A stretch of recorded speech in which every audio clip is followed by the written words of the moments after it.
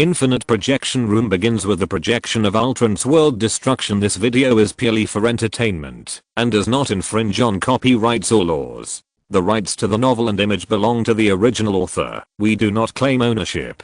Don't like waiting and want to listen to this fanfic in full now? Subscribe to our Patreon, where you'll find the best fanfics. Chapter 751, Smile. Batman.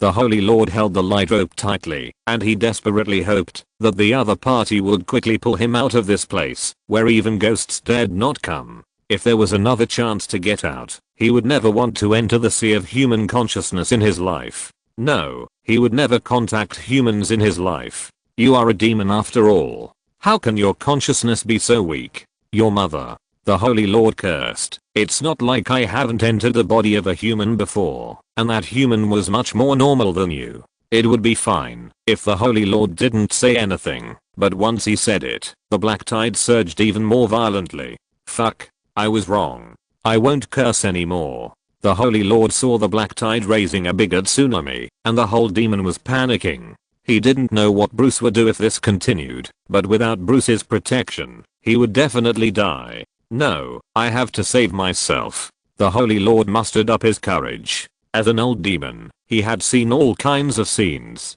Although this scene today was really the first time he had seen it, as an old monster who had lived for who knows how many years, the Holy Lord's strong desire to survive finally overcame his fear when facing the black tide. Listen, I don't know what your name is, but if you don't want to die, just listen to my command. The Lord yelled at Bruce, but Bruce's expression was a little strange at the moment. No, I was a little loud just now. Can't I apologize? The Lord wilted, and he curled up into a ball. At this moment, he just wanted someone to save him, or at least let him stay away from this monster. The Lord's mentality is very contradictory now. If he leaves Bruce's ship of consciousness for more than 30 seconds, the Lord will die, but if he doesn't leave, the Lord only feels that Bruce is the biggest danger now, and even the entire black tide is not as dangerous as Bruce now. The Lord is now a landlubber who can't swim in the center of the Pacific Ocean facing a super tsunami and unknown sea monsters in that tsunami. There is no possibility of survival if he jumps off the ship, but if he doesn't jump off the ship, let's put it this way, there are now a group of demons, zombies, undead, and the old ones on the ship, who are gradually accumulating his living space. Jumping off is a death, and not jumping may be worse than death. Brother, don't laugh please, don't laugh, I'm scared. It was the first time that the Holy Lord felt fear. He was sent to hell by Liu Dongbin. He was sealed by Lopez, and the 12 divine powers were extracted, but he just felt angry and unwilling. This was the first time he experienced this emotion called fear. I didn't laugh. Bruce seemed to be trying to resist something. That kind of laughter made the Holy Lord feel uneasy, but Bruce felt that he wanted to make him laugh. Do you have any solution? Yes. The Holy Lord trembled and said, this black tide is your dark side, that is, negative emotions. I only need enough positive energy to use positive energy to blast a channel, and then we can escape along this light rope. Well, what do you want me to do? You should take out your positive emotions. Where did you hide them? The Holy Lord collapsed and shouted, you fool, I can't find your emotions. Outside. Loki tied the light rope to his wrist, not caring whether it was useful or not, just as an insurance. He said to Elfu, I will use my dream power to send you into his consciousness, and you will wake him up. Loki did not say that it was dangerous, because he saw the determination in the old man's eyes. That was the courage to go forward with thousands of people. That was the determination to keep going until death or even death could not stop it. He knew that it was useless to say more. I will also put on insurance. Strange rubbed the protective shield with his hands. Magic. Vishanti's protection was the protective shield that Strange put on when facing the Black Doctor. Wanda stood behind Strange, with Scarlet Chaos power surging in her hands. Although she also had the ability to control people's hearts and create illusions through chaos power, hers was at most entry level. Her chaos magic was more offensive, so she could only be in the second echelon. In case the first echelon failed to rescue, she would consider going on the field. Do you have any other ideas? Wanda asked. You are also an exorcist. Don't you have any hidden skills? It's not like you haven't seen it before. I'm just an ordinary person with exorcism skills. Constantine waved his hand and refused. I can't do anything with you great magicians and dream gods. I can't do anything without exorcism props. River god, what about you? There is no river here. The river god said he was powerless. If there was a river, he could go home and get the props or something. I remember you have your own superpowers. Constantine said to Wanda beside him. Didn't Agatha say that you changed the probability of the real world when you were very young so that the two missiles that should have exploded didn't explode? You can use this ability here, right? Modify reality? Wanda thought it was a bit too difficult. Although she knew she had this ability, she had no idea how to use it. She was better at chaos fire magic. Hey, are you okay? Logan could only stare blankly in the face of this situation. As a warrior, Logan had no way out now. Eric beside him had a strange look on his face. It's okay. Really? Really? Logan didn't think much after hearing this, and Eric's face looked a little pale at the moment. I beg you, as long as it's not a dark emotion, anything is fine. You can be angry. The Lord could feel that the unknown emotion had begun to affect Bruce. At this moment, Bruce's expression on Bruce's consciousness boat became more and more ferocious. Angry? But I feel a little happy. Happy is good. Happy is good. The Lord could no longer say the second half of the sentence. It was too weak to speak and could only curl up into a ball, shaking Bruce, whose face had turned pale. A hoarse voice echoed in Bruce's ears. Smile. Bruce Wayne. Smile. Batman. Bruce's eyes were red and his face was pale, and there was an arc at the corner of his mouth. That was a smile. Bruce let out a low roar like a wild animal. He tried hard to suppress the laughter that burst out of his throat, and at this moment a figure stepped into the black tide. Master. Come back quickly. Are you crazy? Chapter 752. Zimu. Master. The old and powerful voice echoed in Bruce's sea of consciousness. The entire black tide stopped for a moment, because of the word master. After that, the moving black tide was no longer as violent as before. Bruce's laughter was strangled at this moment.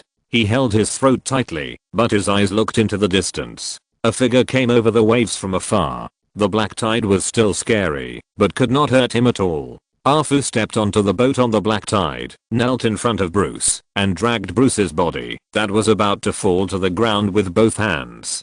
Bruce was trembling all over, but the smile on his face did not diminish. However, when he saw Arfu appearing here, the upward arc of the corners of his mouth could no longer continue.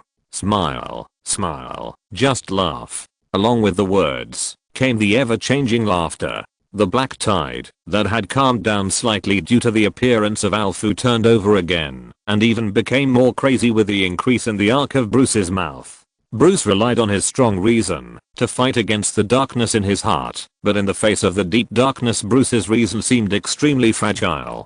Finally, he couldn't hold it anymore. The laughter was about to come out, but Bruce's mouth was covered tightly by Alfu's hand, as if Alfu knew what he should do. Bruce, who had almost lost his reason, punched Alfu. Alfu was old but not old. Alfu, who was agile, dodged Bruce's fist in an instant, and punched Bruce with his backhand. But this is the Sea of Darkness. After losing Bruce's protection, Alfu was not as good as the Holy Lord. Vishanti's protective magic was quickly cracked, and the runes were broken one by one, and dissipated in this boundless darkness. But Alfred didn't give up. The old man would never allow his child to fall into darkness. He wrestled with Bruce, but he was still shocked when he saw Bruce's current appearance. His eyes were red, his face was distorted, his face was pale, and blood was still flowing from his mouth. Bruce held Alfred's neck tightly with both hands. Alfred was powerless to struggle. He only called out master and a tear fell on Bruce's hand. Alfred was an ordinary person. He would be afraid of death, but compared to death, he was more afraid that he could not protect Wayne and his children. Alfred. When tears fell on Bruce's hands, looking at the old man who had raised him for decades, Bruce recalled everything that had happened.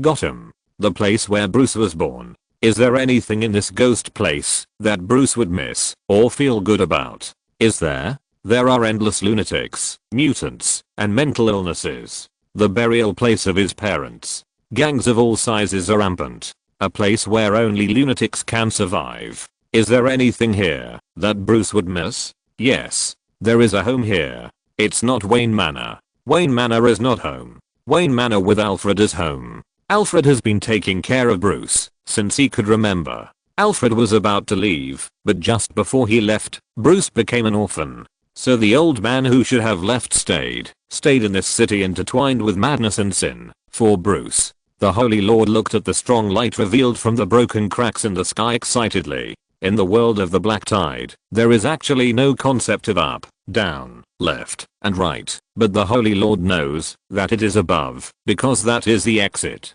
The Holy Lord wants to escape from here, but the Black Tide is surging, and the laughter hidden in it makes him shudder. He can only pull the light mark on his body fiercely, praying that the people outside can pull it out. Alfred succeeded. Try hard. The main force of the light has become Wanda and Peter. The two people with the highest level of energy in the projection room combined their strength and opened a passage with the help of the turbulence of the Black Tide space. The golden red light fell into the dark sea, and a set of ladders leading to the upper space fell down. In the dark tide, something was enraged. Bruce hugged Alfred tightly and grabbed the Holy Lord.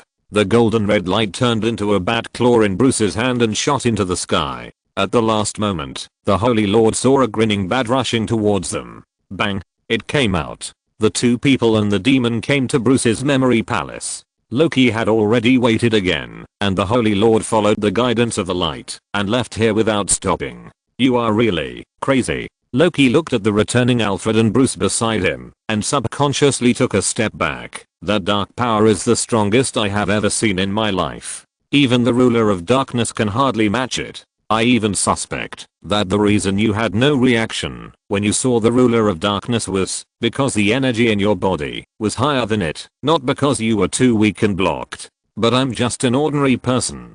Do you think the Kyriloid who ran away just now believes it? He ran faster than the Kyriloid who saw the ruler of darkness. Loki smacked his lips, feeling that what he said seemed to be a bit wrong, but after thinking carefully, it seemed that there was nothing wrong. Well, the theory that the Holy Lord is a Kyriloid has been confirmed. Loki opened a portal and said to Elfu, you can go back through this door. Let's go. Wake up. Mr. Wayne, are you feeling better? Yes, I'm fine. The things hidden in your body can't be explained by just saying it's fine. Loki thought of the terrifying existence that suddenly appeared in Wayne's consciousness space, and he couldn't help but feel flustered. That kind of dark power was a terrifying darkness that Loki had never heard of.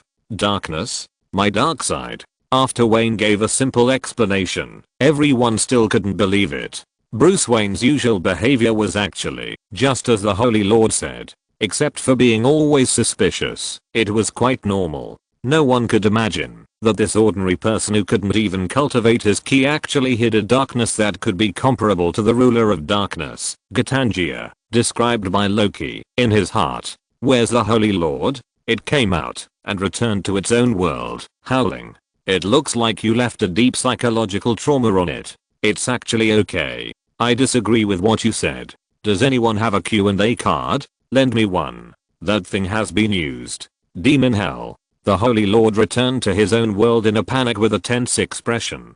Seeing the Holy Lord who returned in a panic in an instant, time is still for demons, as if he was chased by the 8 immortals. Several demons expressed confusion. Ha ha ha ha, Holy Lord, you. A laughing bat. The Holy Lord flew out, leaving Zimu and several other demons staring at each other in bewilderment. Chapter 753, Martian Hunter. So what happened to you? Maybe it's because I saw the power of the mother box. Bruce did not hide anything from the people who saved his life. The main reason was that he could not hide it. My parents died when I was very young, so I was a little excited when I heard about the power of the mother box. Loki looked at Bruce, who said the word somewhat excited with ease, and for a moment he didn't know where to start. The glimpse he had seen before at Bruce's sea of consciousness showed how terrifying the dark side of his sea of consciousness was, and how outrageous it was.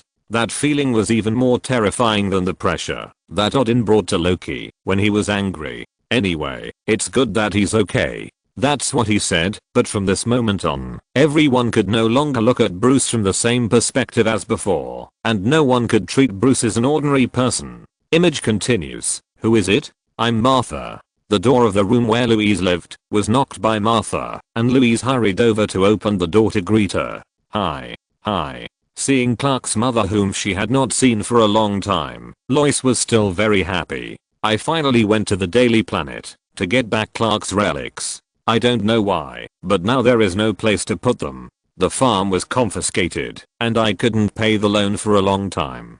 To be honest, the house is too big for me to live alone. Lois brought the haggard Martha into the house and brought her a cup of hot coffee. Martha told her about what happened recently. You know you are welcome to stay here anytime, as long as you want. Lois thought Martha came to him for help.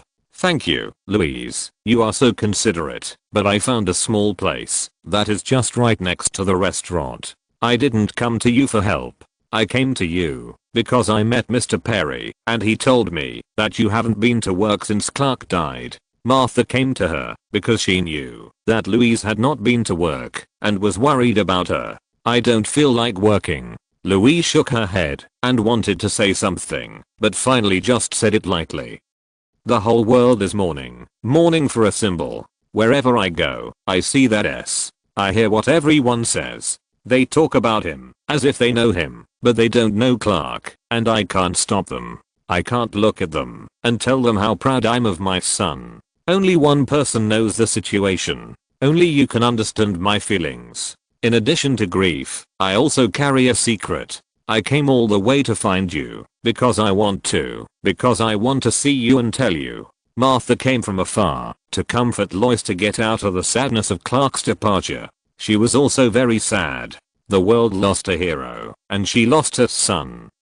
I understand.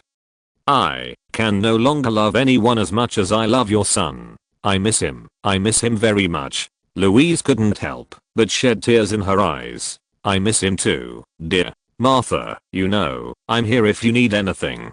Dear, I want to ask you to do one thing. Come back to reality. The conversation between the two women ended unpleasantly, and neither of them came out about Clark. Martha left Louise's room and stood at the door of the room. Suddenly, her eyes flashed red and a black cloak appeared on her body. In just a moment, Martha changed into another weird look. The world needs you, Louise. Finally, the weird look turned into the previous Secretary of Defense and left here. Fuck. What is it? I don't know him. Diana was sure that she had never seen this strange life form in front of her in any ancient book. Bruce didn't expect that there would be alien life on Earth after his thorough investigation. Has that guy been active on Earth as Swanwick all this time, or has Swanwick been replaced? No matter what the situation is, the opponent's ability to transform and mimic is very strong. If the opponent is active on Earth as Swanwick, then his ability to transform and mimic is so strong that even the living Clark can't tell the difference. Not necessarily. Maybe Clark didn't turn on his X-ray vision out of courtesy at the time. But the military is going to conduct a physical examination, and the opponent at least escaped the military's physical examination. I'll thoroughly check Swanwick's information when I go back. Bruce, who was just at a loss because of the dark side in his sea of consciousness, immediately cheered up. Let's not talk about other things for now. He still has a lot to do after he goes back. The first thing is to prepare for himself after he turns evil. In Bruce's eyes now, those previous plans are completely rotten fish and shrimps and are not worth mentioning. Originally, his plans to prevent himself from turning evil were formulated at the level of defending against normal people, but now it seems that he at least has to use Clark's level of plan to defend himself. Otherwise, he should install 2 miniature bombs in his brain first. But the bomb should not be powerful enough. How about installing biological toxins? Cyanide? Or installing a macronuclear warhead in the heart? Image continues. The dead cannot be resurrected. Everyone in Batman's base is still discussing whether to resurrect Superman. Arthur denies this crazy plan. Resurrect a dead person and let him save the world and fight against invaders. Arthur thinks that this plan is too uncontrollable, not to mention the ethics and morality. A house is still a house after it is rebuilt, but after a person is resurrected, who can guarantee that he is still the same person as before? Victor was resurrected by the mother box. That's because Victor was not dead at all. Facing Diana's defense, Arthur retorted mercilessly, people are either alive or dead. Either alive or dead. It is impossible to be both. And Bruce Wayne only cares about whether Victor can manipulate the mother box. Of course, but we don't know enough about Kryptonian physiology to know what the consequences will be. Okay, but we have to try, right? Right? We have to give it a try to know. What can we lose? Loss. For example, creating a second Doomsday. Diana knew too well how powerful Doomsday was back then. Even if she defeated Steppenwolf with Doomsday, not to mention the damage caused by Doomsday, how to solve the next Doomsday crisis is a huge problem. Moreover, if you don't activate this box, you can't try it, but once this box wakes up, the enemy will know its location. Then the enemy will excite the power of unity, and then the end of the world will come. That means the loss will be the entire planet.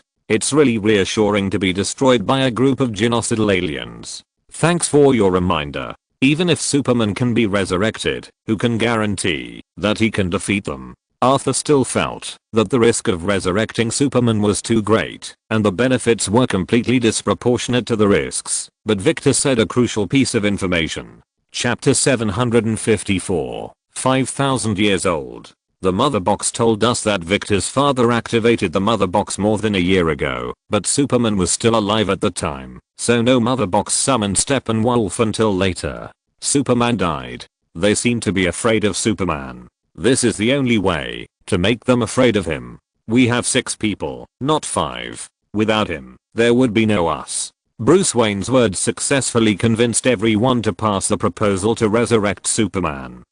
In the end, you still have to do this. It's better than turning Superman into Doomsday. In the final analysis, it's still too weak. The dark sky happened to be foggy again, and everyone took the Batmobile to Superman's grave. They also knew that, even if this was to save the Earth, what they were going to do was still a bit shameful. Even Batman didn't have the courage to dig Superman's grave in broad daylight. I can cross another item off my bucket list.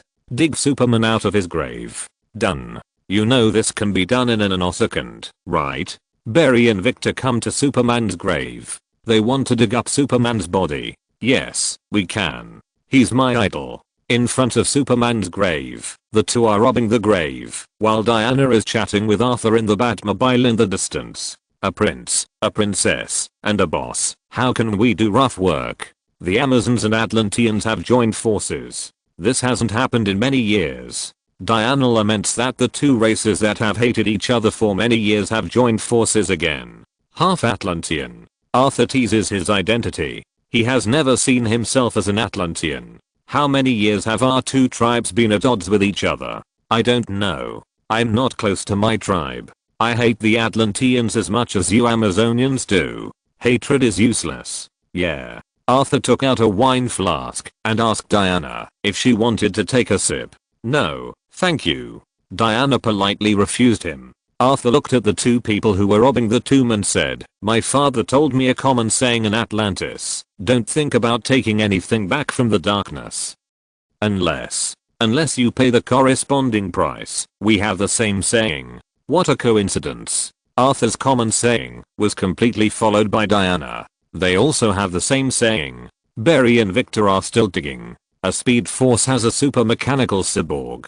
To be honest, just 2 farmers can dig faster than them. Wonder Woman, what do you think? Do you think she will find a man younger than her? Victor mercilessly reported Diana's age and told Barry speechlessly, she is 5,000 years old. Barry, every man is younger than her. Victor directly broke Alan's naive fantasy and told her that Diana was 5,000 years old. Diana shook her head helplessly when she saw this, but as a 5,000-year-old girl, Diana said that she had seen everything. This was nothing. What's wrong with 5,000 years old? In the Kingdom of Light, 5,000 years old is really a school kid. Of course, there are also people in the juvenile detention center. The video continues, damn it. While Barry and the others were busy digging up Superman's body, Bruce Wayne and the butler Alfred were repairing the machine. Any progress? Bruce asked Alfred, who was busy putting out the fire. If by progress you mean whether it's possible to get it flying today, then there's absolutely no progress. The butler was a little annoyed that he hadn't repaired the flying machine they needed. It doesn't matter. It doesn't matter. We just need to get the body aboard the Kryptonian ship, which is basically an organic computer that can communicate directly with the mother box. Bruce Wayne was not in a hurry to fix this thing. The key now was to resurrect Superman. What?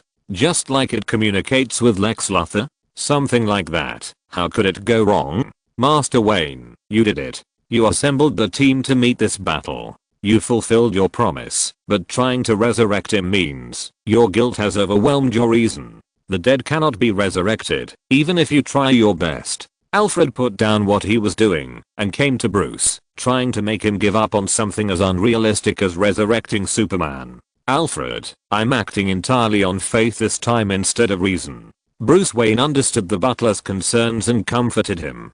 But if you start using this to experiment with the mysterious little magic box, it could destroy everything. How can you be sure your team is strong enough? If you can't deal with that angry bull, then don't shake your red cape at it to provoke it. Alfred still insisted on his opinion and felt that there was no need to take such a big risk. If it was Superman's red cape, it would be worth trying.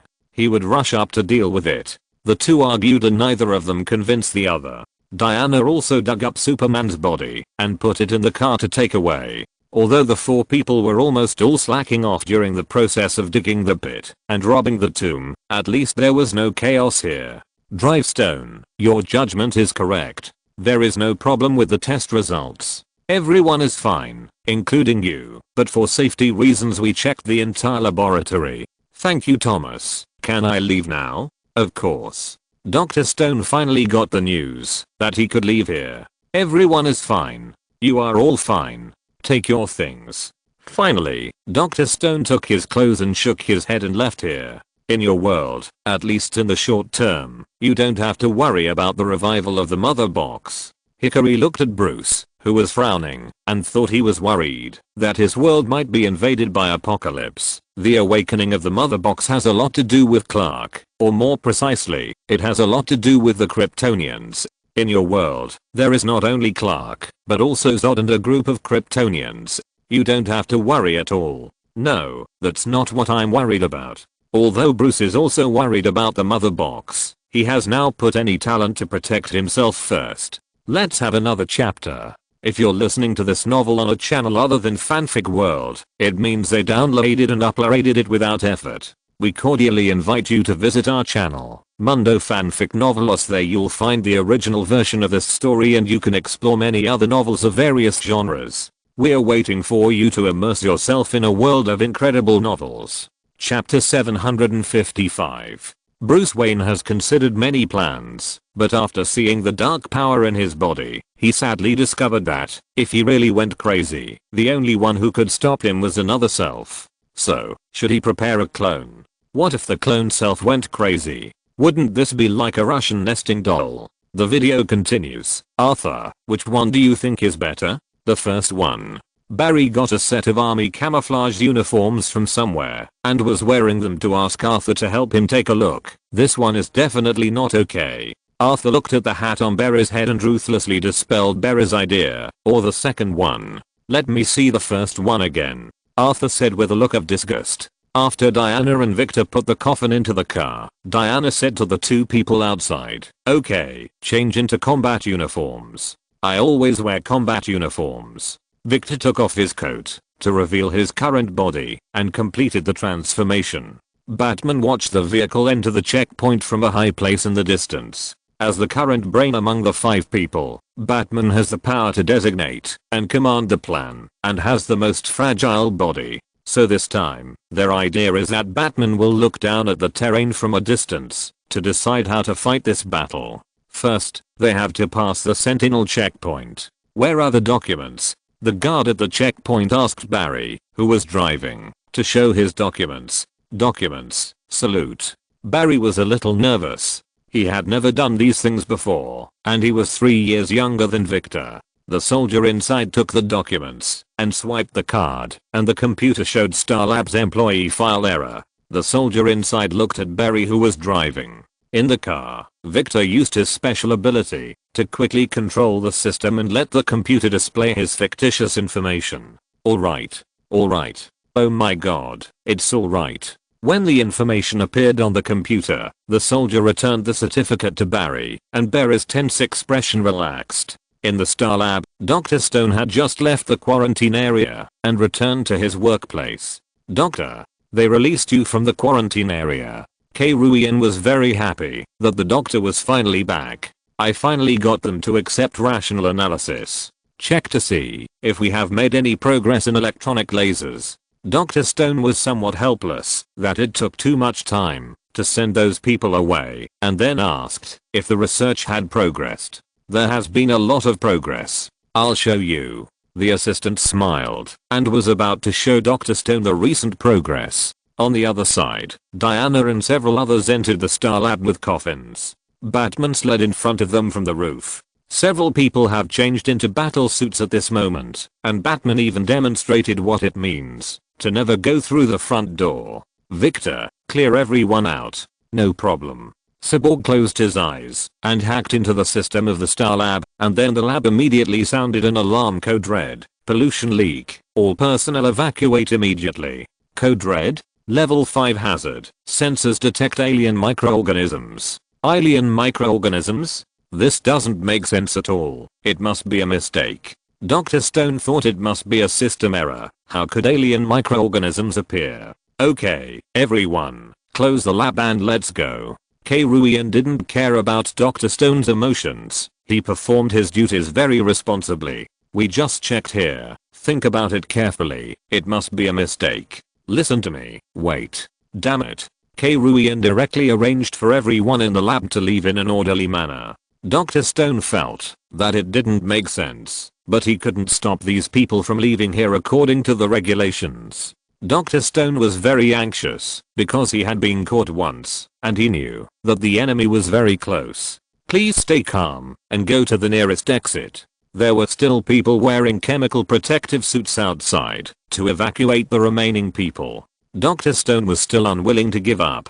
He came to the instrument and operated it manually. After the others evacuated, Cyborg held the mother box in his hand, and the others followed him and pushed Superman's coffin. Okay, done. Dr. Stone had long broken the information alarm. The pollution did not happen at all. He immediately picked up the intercom to contact the station commander. Station commander, this is Dr. Silas Stone. Can you read it? Go ahead. Dr. Stone. This is a false alarm. Someone has invaded the system. We must warn. Dr. Stone was still communicating with the commander on the other end of the phone when he saw his son walking in with someone and was stunned for a moment. I happened to meet my father on the way to the comic exhibition with my friends. After putting on Macu.jpg Victor, Dr. Stone looked at his son who brought people in. When he saw what they had in their hands, it seemed that he understood what his son was going to do. Drive Stone, are you there? I can't hear you. I made a mistake. There is indeed danger. Everyone must go out and no one is allowed to stay. I repeat, no one is allowed to come back here without my consent. Got it, Doctor? Dr. Stone watched the Justice League walk deeper into the laboratory and finally nodded to Victor in tacit understanding. A father who is happy and worried about his autistic son making a group of strange friends. .jpg Everyone in the interstellar laboratory gathered at the square outside. Now only Diana and her group came to the starship. This way. There are still Kryptonian skeletons in the hibernation capsule. The Flash was even a little scared when he saw this scene, especially since there were 5 people here, but he was the only one pushing Superman's coffin. The spaceship knew he was coming. Unbelievable. It's crazy. What's wrong? Are you crazy now? You two crazy people better know what you are doing. Victor led everyone to the control center of the spaceship very smoothly. Arthur opened the coffin and found a photo of his father on Superman's body. Arthur carried Clark to the creation chamber in the base, and the photo in Superman's arms fell into it. Once, this place created a demon Doomsday, and today, they are going to use it to resurrect the god of the world. I suddenly thought of something. Do you remember Bruce's dream in Dawn of Justice? Chapter 756. Wasteland reappears. Dream? You mean the dream in which Superman became Darkseid's subordinate? The anti-life equation. Darkseid said before that he has the ability to manipulate the life consciousness of the entire universe. Maybe the originally kind Superman became Darkseid's subordinate because of the anti-life equation. Of course, it's probably also because of Louis. The will of a heartbroken person is definitely fragile. Could it be that this is what the Flash in that time and space warned him about? But if Superman is not resurrected, even if they defeat Steppenwolf, they will still have to face Darkseid. But after resurrection, the situation doesn't seem to have gotten better. This seems to be a dilemma. Captain America stepped forward and said, "This is not a dilemma. Weapons are indeed dangerous, but people can't just stop taking weapons to the battlefield because of this.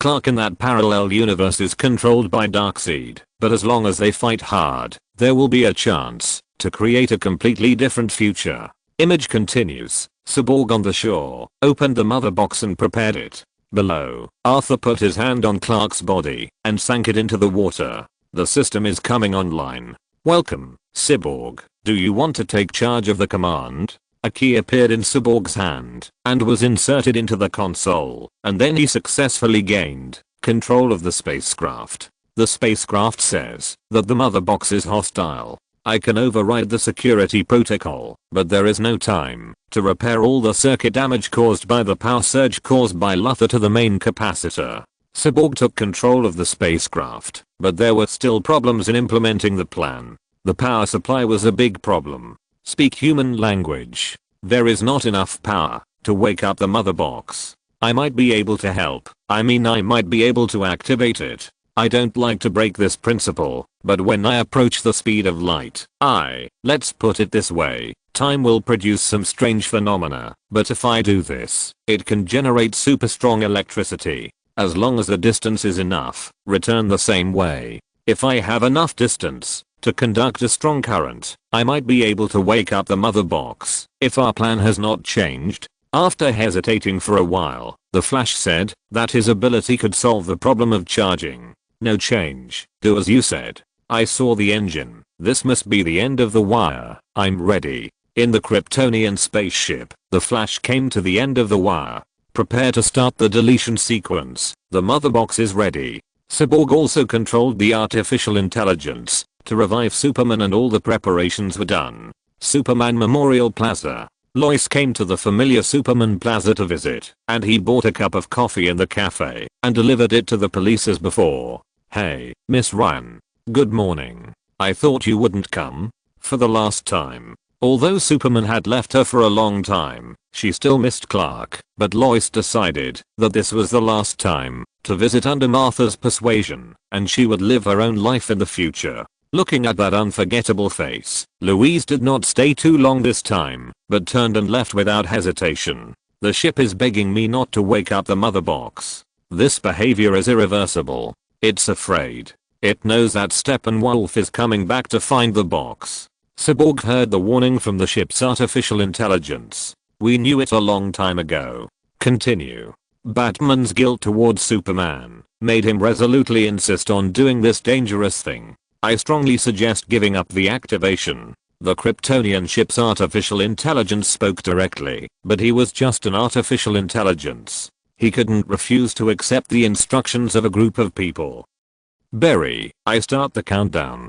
5. This behavior is irreversible. The warning of the artificial intelligence did not shake the determination of others. Only Aquaman thought it was a bad idea. "I think this is really a bad idea. This is not a bad idea." Continue.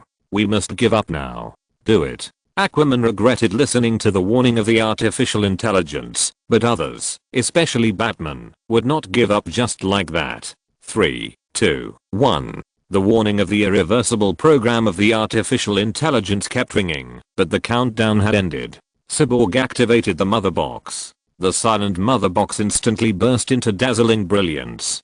Darkseid, who was far away in Apocalypse, sat on the throne in the middle with his right hand on his chin, his eyes filled with golden light, and surrounded by the guards of Apocalypse. In the flames, Wonder Woman Diana lay on the coffin with silver coins covering her eyes, and there was a blazing flame under her. Not far away seemed to be the fleet of Apocalypse, and below was the fully armed army of the Amazons. The Queen looked at Diana's funeral in front of her with tears in her eyes. This was the scene of the Amazons being conquered by Darkseid.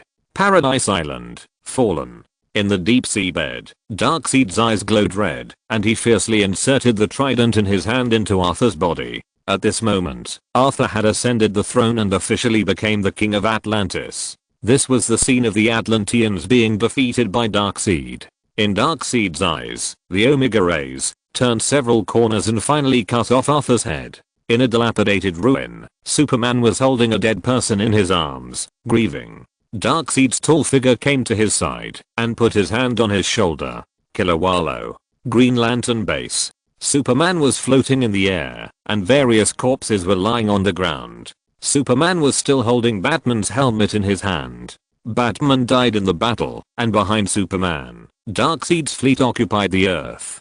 The truth was that Cyborg was shaking his head on the Kryptonian spaceship and couldn't believe it. This was the picture he saw when the mother box woke up. I died in the battle? Diana knew what the picture meant. There were 2 silver coins covering her eyes. It was to bid farewell to the dead. Before cremating the dead, you have to bring the fairy fee to Charon, the boatman of the Styx. Otherwise the dead cannot cross the river to the land of the dead. That was his funeral. And in that picture, there were too many terrifying messages. Arthur, who had ascended the throne as the king of Atlantis, was beheaded by Darkseid with an unknown energy ray. Superman cried while holding Louis' body and then became Darkseid's executioner. He was holding Batman's helmet in his hand when the demon army swept the city. It's exactly the same as that dream, Bruce said with a grim expression. Because he failed to protect Louis, Clark was controlled by Darkseid in a way and became a greater threat than Steppenwolf.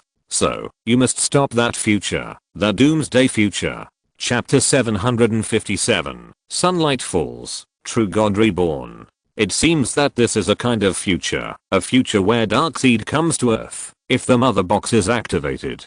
5,000 years have passed, and Darkseid has obviously become stronger. Bruce Wayne said, in the golden age of the Earth, when Darkseid fought against the gods, humans, Atlanteans, and Amazons, he did not use that kind of red bending ray. But now he should have mastered this ability. That ray gives me the feeling that it is more powerful than Clark's laser. Clark's laser is very strong, but given some time I can make a weapon that emits the same or even more powerful laser. Bruce asked, but do you feel that Darkseid's laser is stronger? Janitor, just a feeling. Bruce knew Janitor's identity. Maybe an ordinary person's feeling is just a feeling, but the feeling of a cosmic god like Janitor is probably of a certain weight. Janitor looked at Darkseid, who was driving all the way, and was a little worried. If Dad fights this Darkseid, can he win? The video continues. Victor. After counting to 1, Cyborg did not move, and Flash urged him to move. Run. Cyborg controlled the mother box to fall from the air. When it was still in the air, Flash began to run. He kept increasing his speed. When his speed was close to the speed of light, he drove lightning behind him, and the mother box was about to fall into the water. When the mother box had already touched the water surface and sank into a part of it, Flash still had some distance to go. But when Flash continued to run faster than the speed of light, time went backwards. The mother box left the water surface and came into the air. Flash was finally able to touch the mother box in time. When the current wrapped around the Flash's fingertips, he lightly touched it to solve the problem of charging. When time returned to normal, Flash couldn't control himself and crashed through the wall. Fortunately, the mother box had been activated.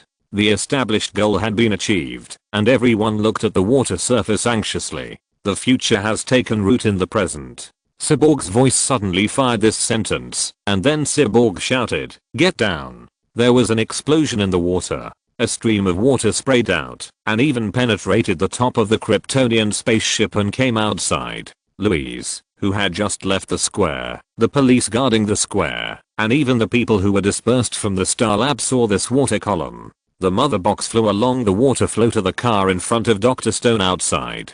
Dr. Stone recognized this thing. Although he didn't know what big news his son and his friends in strange clothes had made in the laboratory, Dr. Stone walked towards the mother box as soon as possible. When the water flow dissipated, a familiar figure floated in the air, and countless people saw this person flying in the air. In the square, Dr. Stone took off his coat and approached the glowing mother box. Everyone raised their heads, and Louise's lips kept trembling.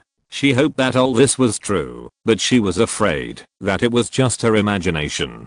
People looked up in disbelief, and the sun appeared in the originally dark sky. Sunlight shines down, and the true God is reborn. The God of the world, Superman Clark, really resurrected. Even with the premise, when they saw Superman resurrected, they were still excited and couldn't help themselves. Just like what was described before, if killing a person is like burning a house to ashes, then resurrecting a person is like restoring a pile of ashes into a house. And it is an identical house. Superman in the sky landed from the air and came to the square where Louise had visited before. Superman was now naked from the upper body and wearing tattered suit trousers and barefoot.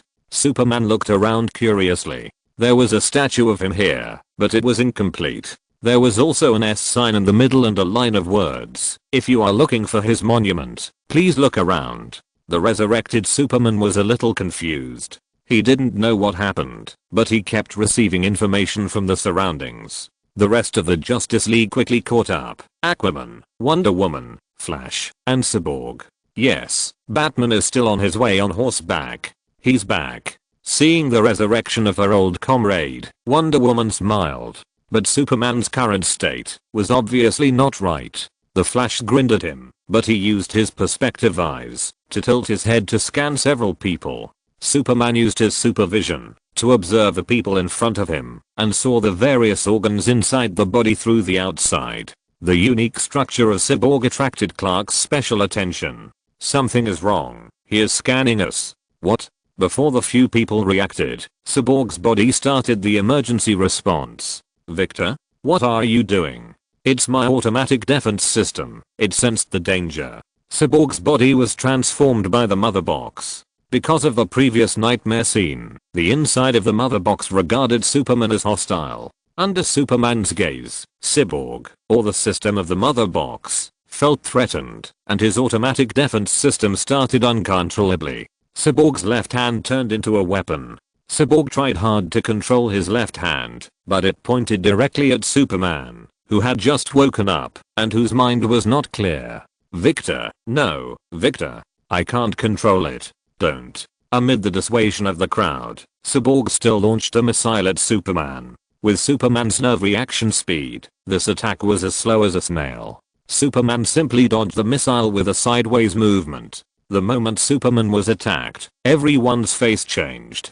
Kal-El, no. Superman used his own heat ray to retaliate against the missile that Cyborg had just launched. Fortunately, the automatic anti-enemy system in Cyborg's body responded. His right hand turned into a steel shield to block the heat ray. The terrifying heat ray almost killed Cyborg on the spot. Cyborg, who tried to bounce the heat ray out through the shield, found that the heat ray had just directly blown up the police car in the distance. Because he was afraid that the heat ray would accidentally injure the onlookers, Cyborg could only bite the bullet and bear it down. Then he was knocked out, and he also crashed into a police car and almost killed a policeman nearby. He is confused. He doesn't know who he is. Wonder Woman told Superman's current state. Superman turned around and raised the head of the Superman statue on the ground and performed a good show.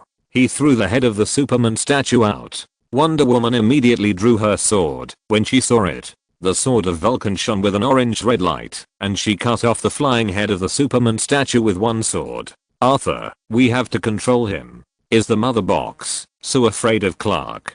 It has such a strong reaction. Could it be that the mother box knew their plan and attacked Clark on purpose? I don't think that broken box is so intelligent. It should be that Darkseid has been beaten by the Kryptonians. Chapter 758, Sublight Speed Battle. Steppenwolf once said that there are no Green Lantern Corps or Kryptonians here. It seems that Darkseid had a battle with Krypton when he destroyed the world, and Darkseid at least did not get any benefit. Even if the Kryptonians at that time were still at an ordinary level and were not strengthened by the yellow sun like Clark and were constrained by the Kryptonian environment, Krypton, as a civilization capable of interstellar colonization, must have a strong military force. Darkseid probably fought a big battle with the Kryptonians, but was still beaten away. Image continues. Hearing Wonder Woman's words, Aquaman jumped up and jumped towards Superman without saying a word. Superman, who was standing in place, raised his hand and punched him. The punch directly created a sonic boom and Aquaman was directly knocked out. Wonder Woman followed closely behind, holding a sword and shield, but she was also unable to resist Clark's super strength and was knocked out. Cyborg used the cannon that his arm had just transformed into to launch an attack, and a ball of cooling bullets hit Superman's steel body. Facing the cooling bullets that were enough to instantly freeze a wild bull, Superman took such an attack without changing his expression. The cooling bullets on him were like an air conditioner on a hot summer day. Seeing that there was no hope for a strong attack, Wonder Woman threw out a truth rope. Superman, who reacted quickly, tried to catch it with his hands, but was directly caught on his left arm by the truth lasso. Under normal circumstances, if you are caught by Wonder Woman's truth lasso, you will face a beating, but Superman used his strength to show what it means to defeat 10 skills with one force and break all methods with one force. After Wonder Woman trapped Superman, she found that she couldn't pull Superman at all. Her own fighting skills were useless in front of Superman, who could break the law with his force. In front of absolute power, any skills and props were just fancy. Wonder Woman tried her best not to make Superman move even a step, but Superman was able to pull Wonder Woman forward with a slight pull, and finally her feet cracked the ground. Under the powerful pressure, the steps that Wonder Woman used as a force point collapsed inch by inch. Kal-El. Wonder Woman asked Superman in a voice as gentle as possible, "The last son of Krypton, remember your identity, and tell me who you are. Can the lasso of truth be used like this?" The power of the lasso of truth can make anyone caught by it tell the truth and answer every question.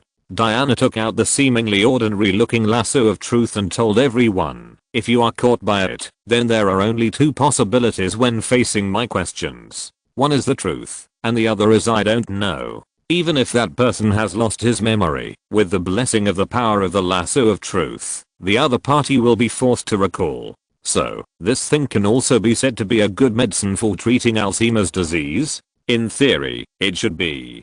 To be honest, it's a pity that you use it to fight. Bruce said, "This thing can obviously play a greater role." The image continues. Wonder Woman wanted to use her rope to make Superman recall his memory, but failed. At the last second, Superman reacted and pulled Wonder Woman over. He grabbed Wonder Woman's neck with his right hand and caught the trident chopped by Aquaman with his left hand. As for the steel bone that flew over to shake his hands, he ignored it. The Flash looked at his partner and Superman in a stalemate and used his speed force to run. With the blessing of the speed force, everything around him slowed down. And in this time and space, only he could run freely. This is his favorite thing, but something happened that made him look stunned. Superman's eyes moved, and his eyes were fixed on the Flash. Super's gaze back. JPG Flash's surprise. JPG The Flash suddenly realized that this matter was a bit complicated, and he couldn't control it. Superman's eyes first, then his head. He turned his head, as if in slow motion, but this is the perspective of the Speed Force. It seems to be slow motion, but this action has reached sublight speed.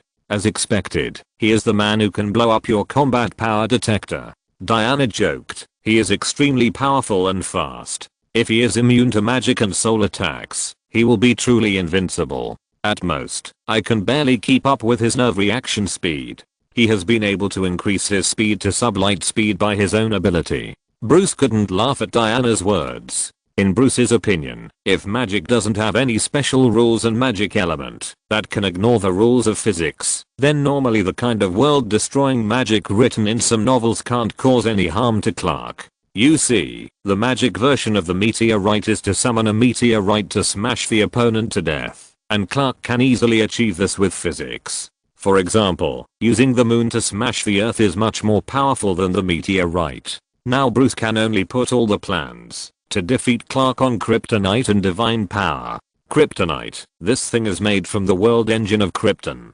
He can't do it for a while, and can't mass produce it, so he will only start research when he goes back to negotiate. Only some melee weapons can be made in a short time.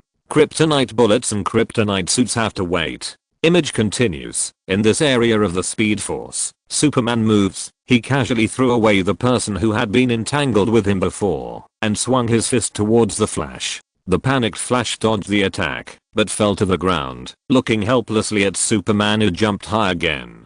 Fortunately, Superman's speed was always a little slower than his, and every attack was narrowly avoided by the Flash. The Flash looked at the shattered stone tablet. He knew that his mortal body, that could be wounded by lasers, could never withstand Superman's casual punch, but young people always have the courage to try. The Flash kept dodging Superman's fist until there was a gap that almost left Superman wide open. Looking at the exposed floor, the Flash wanted to try to push Superman, but when he pushed lightly, at that moment, the Flash flew out and hit the stone tablet beside him. Fortunately, the Flash didn't use much force, so he didn't cause serious damage to himself under the interaction of forces. But because of his rude move just now, he was knocked out of the state of super speed force, and the speed around him instantly returned to normal. Superman flew in the air, his eyes gathered with heat vision. Seeing that he couldn't escape through super speed force in a short time, the Flash could only raise one hand, and the electric current on his body flashed, trying to enter the resonant state to block the attack.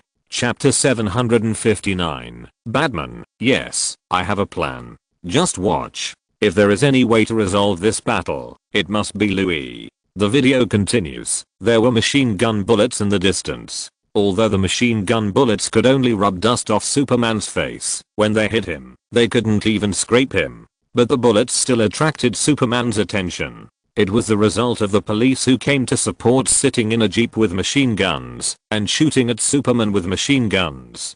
Faced with such an attack, Superman did not choose to ignore it. At this moment, his mind was not very clear. When faced with an attack, he would choose to follow his biological instinct to make a choice. Normal creatures have only two options when facing an attack. 1. Counterattack. 2. Escape. And option 2 is usually only done when facing a creature that is much stronger than itself. So Superman attacked. He did not use his fists, but chose heat rays. Compared with Superman's fists, heat rays are less powerful and safer. At least ordinary people have a chance to escape. Superman slowly destroyed the toys with his heat vision. The police in the car ran out in time without getting hurt. Even a policeman who was almost hit by the flying exploding vehicle was saved by Cyborg. You'd better run. Cyborg hurriedly dispersed the police and left here. Batman finally arrived at this moment. After comforting the wounded on the ground, he stood in front of Superman. In just a moment, Superman's face changed. Superman, this looks familiar, and the subconscious impression is very bad. Looking at Clark, who was attacking casually in the crowd, even with the Styx blood oath, Bruce decided to go back and find a way to install a kryptonite bomb in Clark's head. Superman walked towards Batman with a bad face. Seeing this, Cyborg on the side hurriedly flew over and tried to hold Superman back, but after seeing Batman, Superman, who started to take it seriously, then knocked Cyborg down. Cyborg was defeated instantly and then realized that the opponent had not used his full strength just now. He knocked out Cyborg and threw him out like trash. Superman strode towards Batman. Maybe he had lost his memory, but the psychological shadow Batman brought to him was like his love for Louis. It was left in his subconscious and deep in his soul. You really left enough psychological shadows on Clark.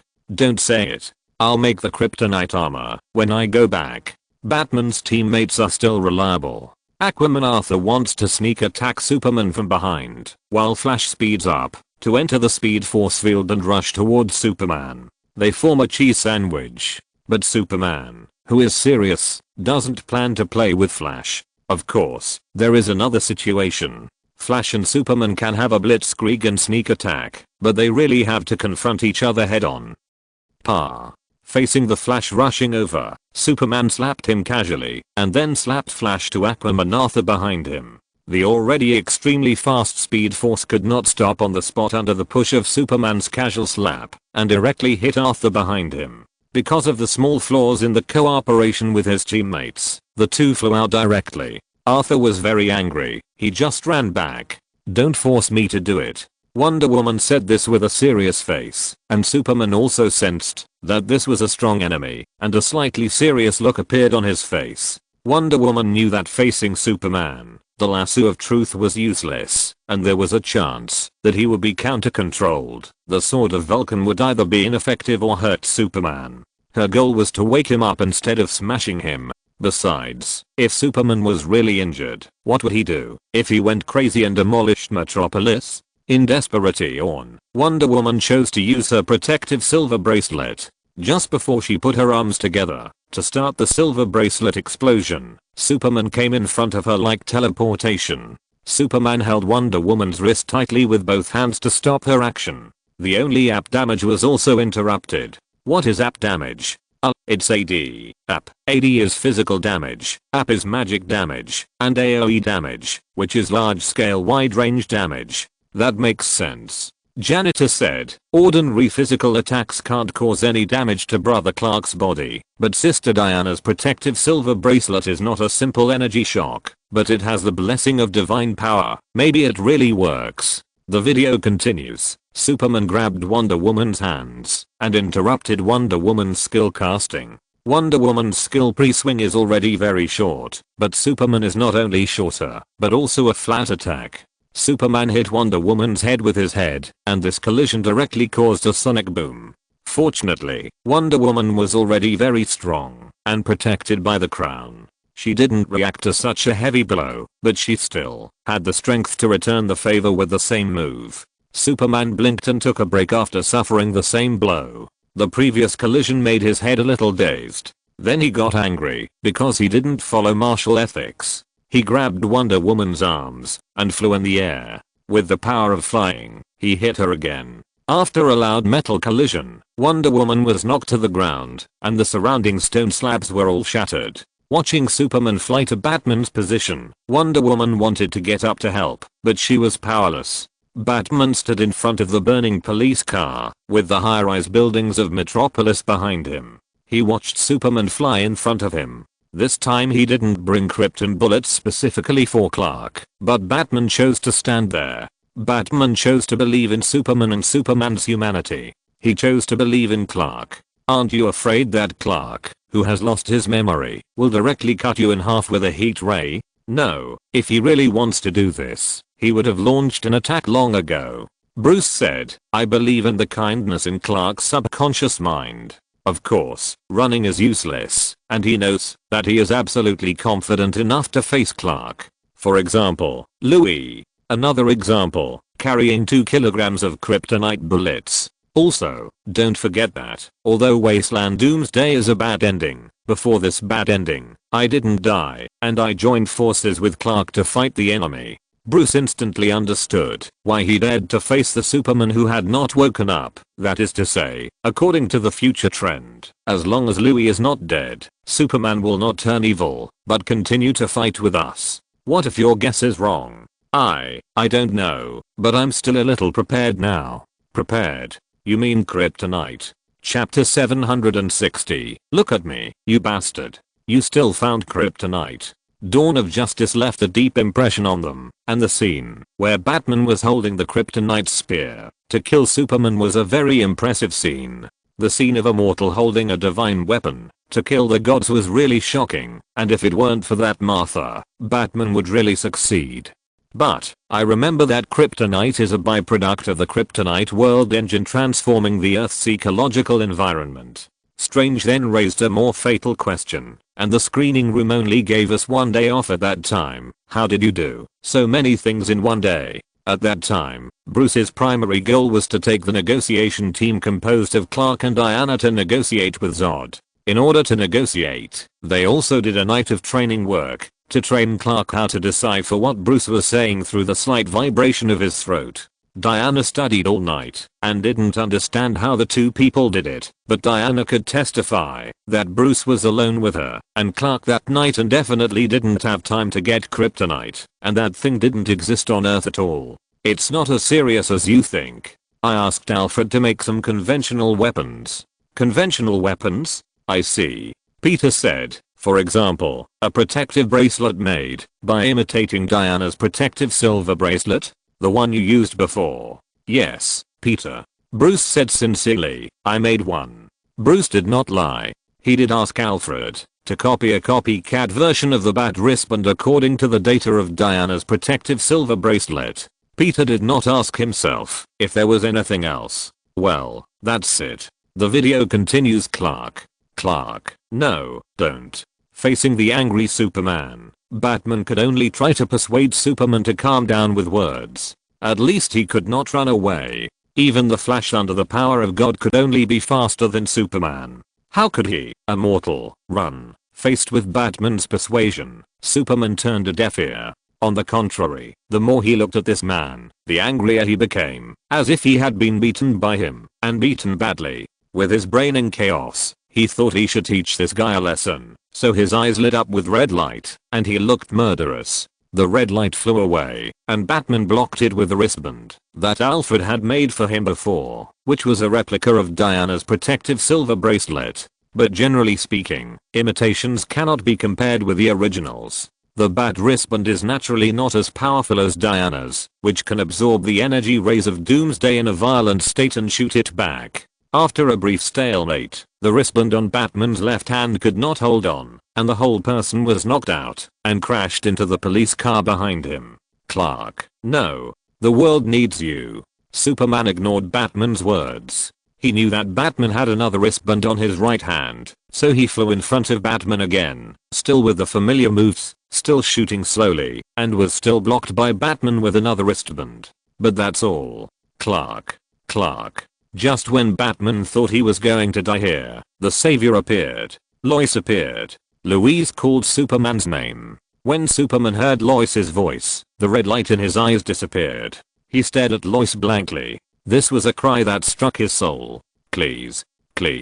Let's go.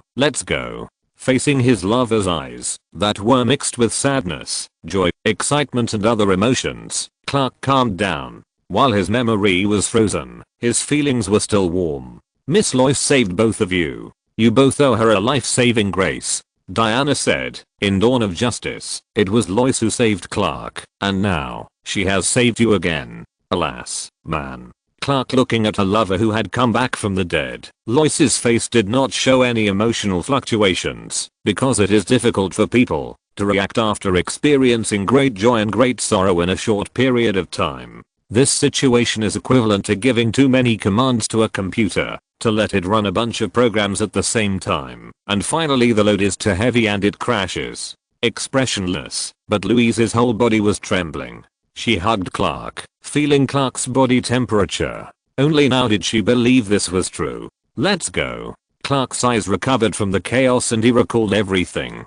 He hugged Louise, and the two hugged each other tightly. With a sound explosion, the two figures disappeared here and disappeared into the sky. The biological force field is not explained. Wonder Woman watched the two leave, and Cyborg slowly walked over, glad that the matter was finally over. Well, although it caused damage, fortunately no one was injured. As for this little damage, a Batman who did not want to be named, the chairman of Wayne Group, the world's richest man, Mr. Bruce Wayne, said that he was willing to fund the repair of the damage here and supply the Metropolitan Police Department with a few better police cars and help Star Labs repair the roof. On the steps of the Superman statue, the two people who had fainted due to the impact finally came to their senses. The Flash seemed to realize what had just happened and looked at Aquaman Arthur with an embarrassed face. Arthur looked at the Flash and held the trident in his hand tighter. Aquaman pointed his middle finger at the Flash, his face full of irritability and MMP.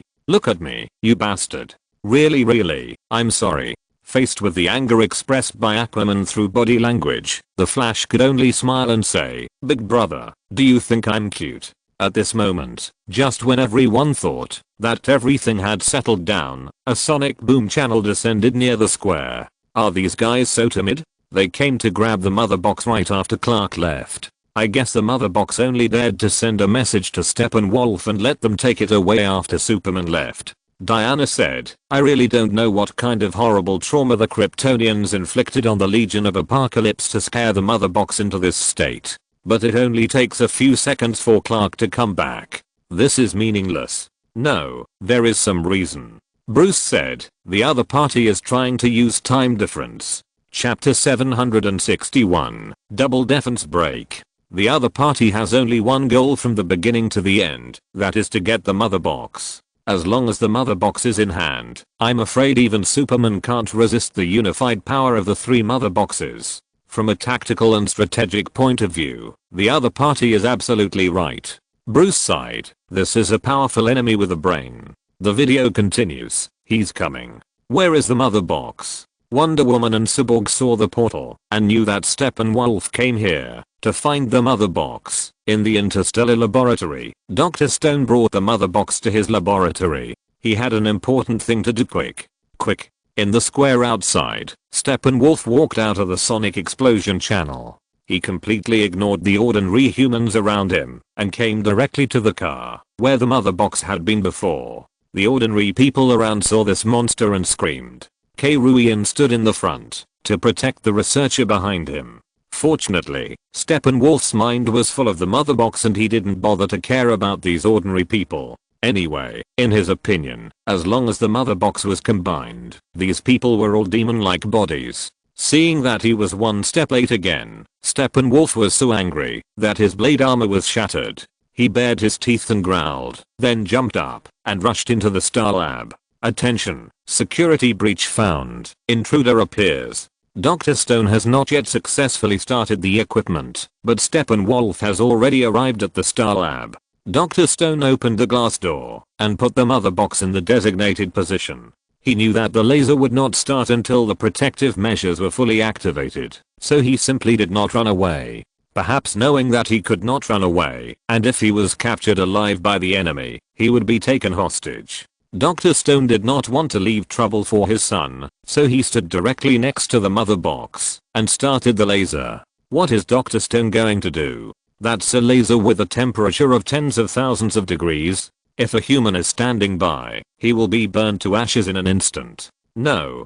Bruce shook his head with a heavy face. Not even ashes will be left. What he wants to do is to heat the mother box. Tony also understood Dr. Stone's intention at this moment. He knows that high temperature cannot destroy the mother box, but it can mark the mother box. The energy is stored in the core. Tony continued. Drivestone has seen the Justice League fight Steppenwolf, but the Justice League without Superman failed the first time they faced Steppenwolf. Dr. Stone originally wanted to heat the mother box and leave a mark in case the other party snatched the mother box and could find it by following the heat mark. Originally, Dr. Stone didn't need to sacrifice, but Steppenwolf invaded the laboratory at that time. He gambled that, if he could mark the mother box before that, everyone would be happy, but Steppenwolf was too fast. He had just started the instrument when Steppenwolf killed him at the door, so he could only hide in the laser. In the end, he sacrificed. Image continues. Give me the mother box. When Steppenwolf came in, Cyborg dropped from the sky and blocked Dr. Stone. When he turned around to look at his father. Dad, wait. Don't do that. Cyborg watched his father start the device in despair. A strong laser shot out from the device and hit the mother box, followed by high temperature covering the entire insulation room. Dr. Stone was just an ordinary person. He lasted less than a second under such high temperature before he vaporized and disappeared inside, leaving no body behind. Cyborg watched his father die in front of him with grief, but Steppenwolf would not stop because of this. He picked up the axe in his hand and chopped Cyborg directly, then broke the glass with a punch and took away the mother box on the table. Unlike expected, because the heat was absorbed by the mother box, only a small part of the heat actually leaked when Steppenwolf broke the glass. Steppenwolf, who had no scientific literacy, thought he was on his way to success. The end of the world has come. Steppenwolf, who got the mother box, left this sentence and teleported away. The others who came late only saw his back and Cyborg lying on the ground. Drivestone is an admirable hero. So, I once said to Clark in Dawn of Justice that the people on Earth are brave. Whether it is Mr. Jonathan Kent who took the initiative to die for Clark or Dr. Stone now, they are all brave. Victor? Victor, are you okay? Come. The Flash came to Cyborg and helped him up from the ground. Cyborg was hunched over and sadness was revealed in his remaining single eye. Victor, man, are you okay? He's dead. What? My father.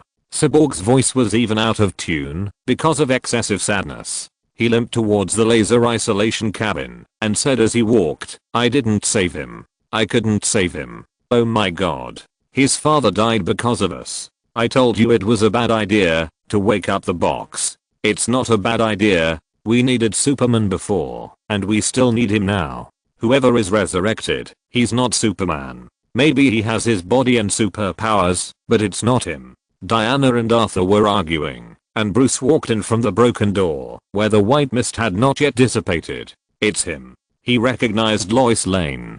Who? The woman he loved. He remembered her. No. He was attracted to her, because she wasn't afraid of him. That's instinct. Diana. Batman and Wonder Woman both insisted that Superman was still the kind Clark, but Arthur felt that the one who was resurrected was just another person with superhuman abilities. Wait, where did Steppenwolf go? After listening for a long time, the Flash remembered the purpose of coming here. He went back to his base. He went to merge the 3 mother boxes. We don't know where ours base is, and we don't know how many days or hours it will take. The mother boxes merge to form a unified one. If we can't get there in time to stop it, then the Earth will be over. Cyborg instinctively walked into the place where his father died, but when he saw the characteristics of the mother box written on the glass, he understood that his father had already anticipated all this. He predicted it. Cyborg turned to everyone and said, he knew it a long time ago. It is so. Luckily Cyborg went over there. If he hadn't gone over there, wouldn't they have to search all over again like looking for a needle in a haystack? What sin have I committed? I just finished watching the 111th episode of Nexus, and now Cyborg's father has died again. If you're listening to this novel on a channel other than Fanfic World, it means they downloaded and uploaded it without effort. We cordially invite you to visit our channel, Mundo Fanfic Novelos. There you'll find the original version of this story and you can explore many other novels of various genres. We're waiting for you to immerse yourself in a world of incredible novels. Chapter 762, Plan. He didn't want to destroy the mother box. Cyborg said excitedly to everyone. He turned the core of the mother box into the hottest thing on Earth except for the reactor. Such a hot thing will definitely, in thermal imaging, it's as bright as watching fire. Batman said the purpose of the sacrifice of Cyborg's father, Dr. Stone, in a hoarse voice. Your father sacrificed himself to mark the mother box. We have to go back to my laboratory and use satellites to scan the thermal anomaly areas on Earth. I'm already searching. Batman figured it all out in an instant. As a man with countless backup plans, Batman easily knew Dr. Stone's purpose from Cyborg's words. However, people's focus is always different. What did you say? You have a satellite? The Flash on the side was very surprised to hear that Batman had a private satellite. As a child who needed to work 3 jobs to support his schooling, the Flash suddenly realized that Batman's words, when he came to him, my superpower is money, may not just be a joke. I have 6. Batman said the most pretentious words in the calmest words. Very good. The Flash was speechless after being defeated by Batman's financial power. Actually, there are 7. Well, one fell down when Clark and Zod were fighting. Of course, it was in that world, and I have launched a few more now. Are you sure there are only a few? Okay, more than a dozen. Is that really a private satellite? Why does it sound like an egg to me? It's just a private satellite. If I want, I can use private satellites to shine in the sky and let them form my name. Tony waved his hand and said, in fact, I have a set of armor, which is hung in the atmosphere by artificial satellites. When needed, it will fly down and assemble into the armor you see in the Infinity Gauntlet, driven by Dr. Banner. Armor, it seems very interesting. Janitor said, can you teach me? I can exchange it with my star-class battleship.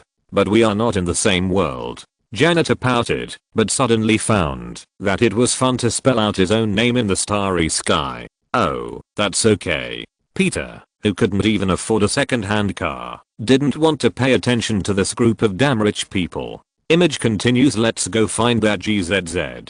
Cyborg finished the search, and his human eye seemed to have a red light flashing more intensely than the mechanical eye. After getting the information, everyone left here and headed for Batman's base. Batcave. Wow. This is really great. Alfred couldn't help but sigh when he saw Bruce and the people behind him. When your autistic young master suddenly brought a group of friends in strange costumes To play at home. JPG. The first time the Flash entered the Batcave, he began to look around, feeling like Leo entering the Grandview Garden. I brought some friends back. Bruce Wayne walked out of the elevator with everyone and came to his old butler.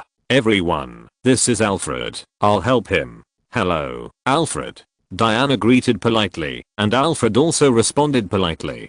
Hello, ma'am. The butler greeted the others politely, but except for Diana, whom he had known for a long time, he was not familiar with the others. Cyborg, who was eager for revenge, walked over directly without even saying hello, and Alfred also had a look on his face. Damn, this young man has seen everything of my age. Crossed out, I really haven't seen it. JPG. The Flash, who has social skills, smiled and greeted Alfred, and Alfred responded politely. At the end, Arthur even said, "This place is pretty good, Alfred." Looking at his young master's group of friends in strange clothes, Alfred was silent for a moment and decided to use the tradition of his hometown to break the awkwardness. "Okay, I'll make some tea, but I don't know where to find so many cups." Looking at these strange people, Alfred decided to find cups first, because there were only 2 of them in the Batcave, so there were only 3 cups in total. The mother box is there. When he came to the screen, as Victor said, the location of the mother box was easily found.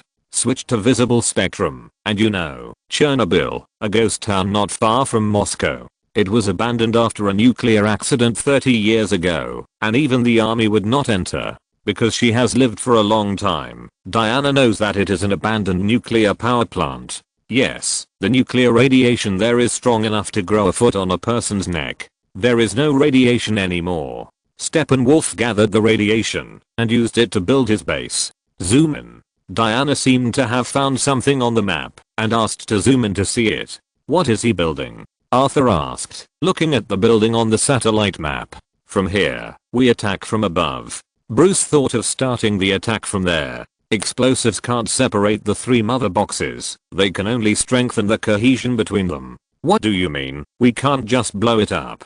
"Anyway, we can't blow it up from the outside," Victor said at this moment. "I want to dock with the combined mother box." Victor's words attracted everyone's attention. Bruce looked at Victor, while Victor stared at the position on the screen. "I will connect with the consciousness of the fused mother box, and then weaken their power from the inside, so that it can be split into 3 again."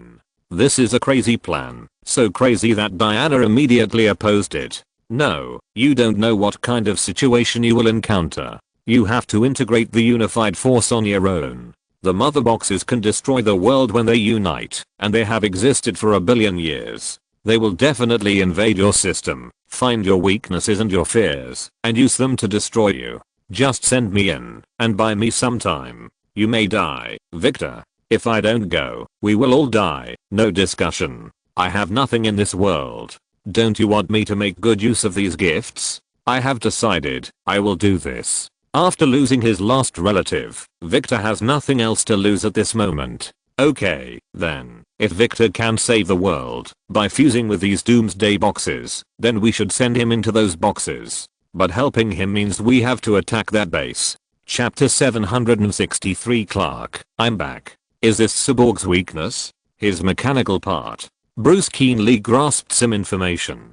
The video continues. Arthur used a very appropriate metaphor to describe the attack on Steppenwolf's base, fighting against the devil and his army in hell. I guess this guy has fought against thousands of super life forms on other planets he destroyed. We have to assume that he won all of them.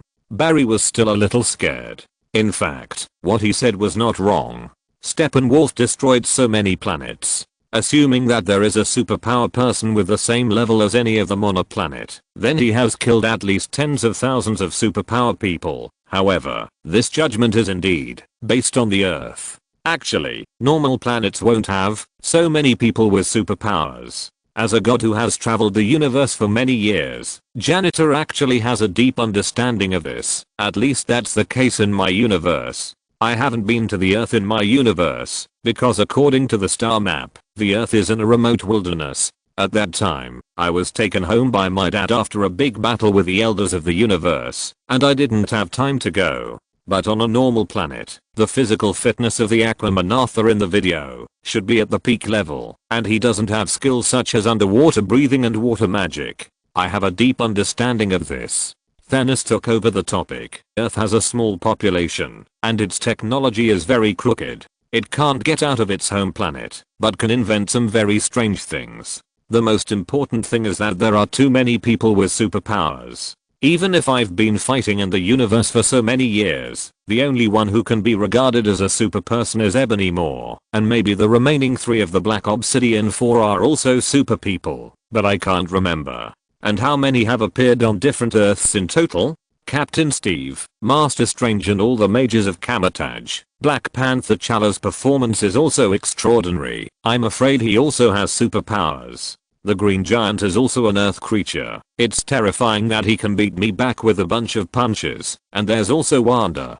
Thanos looked at Wanda, the agent of the god of the underworld, Scarlet Witch. Is this really just a coincidence? In Logan's world, there are so many people with superpowers that they directly formed a second race. It's the same on Bruce's Earth. The Speedster Flash, Aquaman Arthur and the entire Atlantis, at least the senior generals of Atlantis are all equipped with water magic. The Amazon Legion on Paradise Island, the old gods.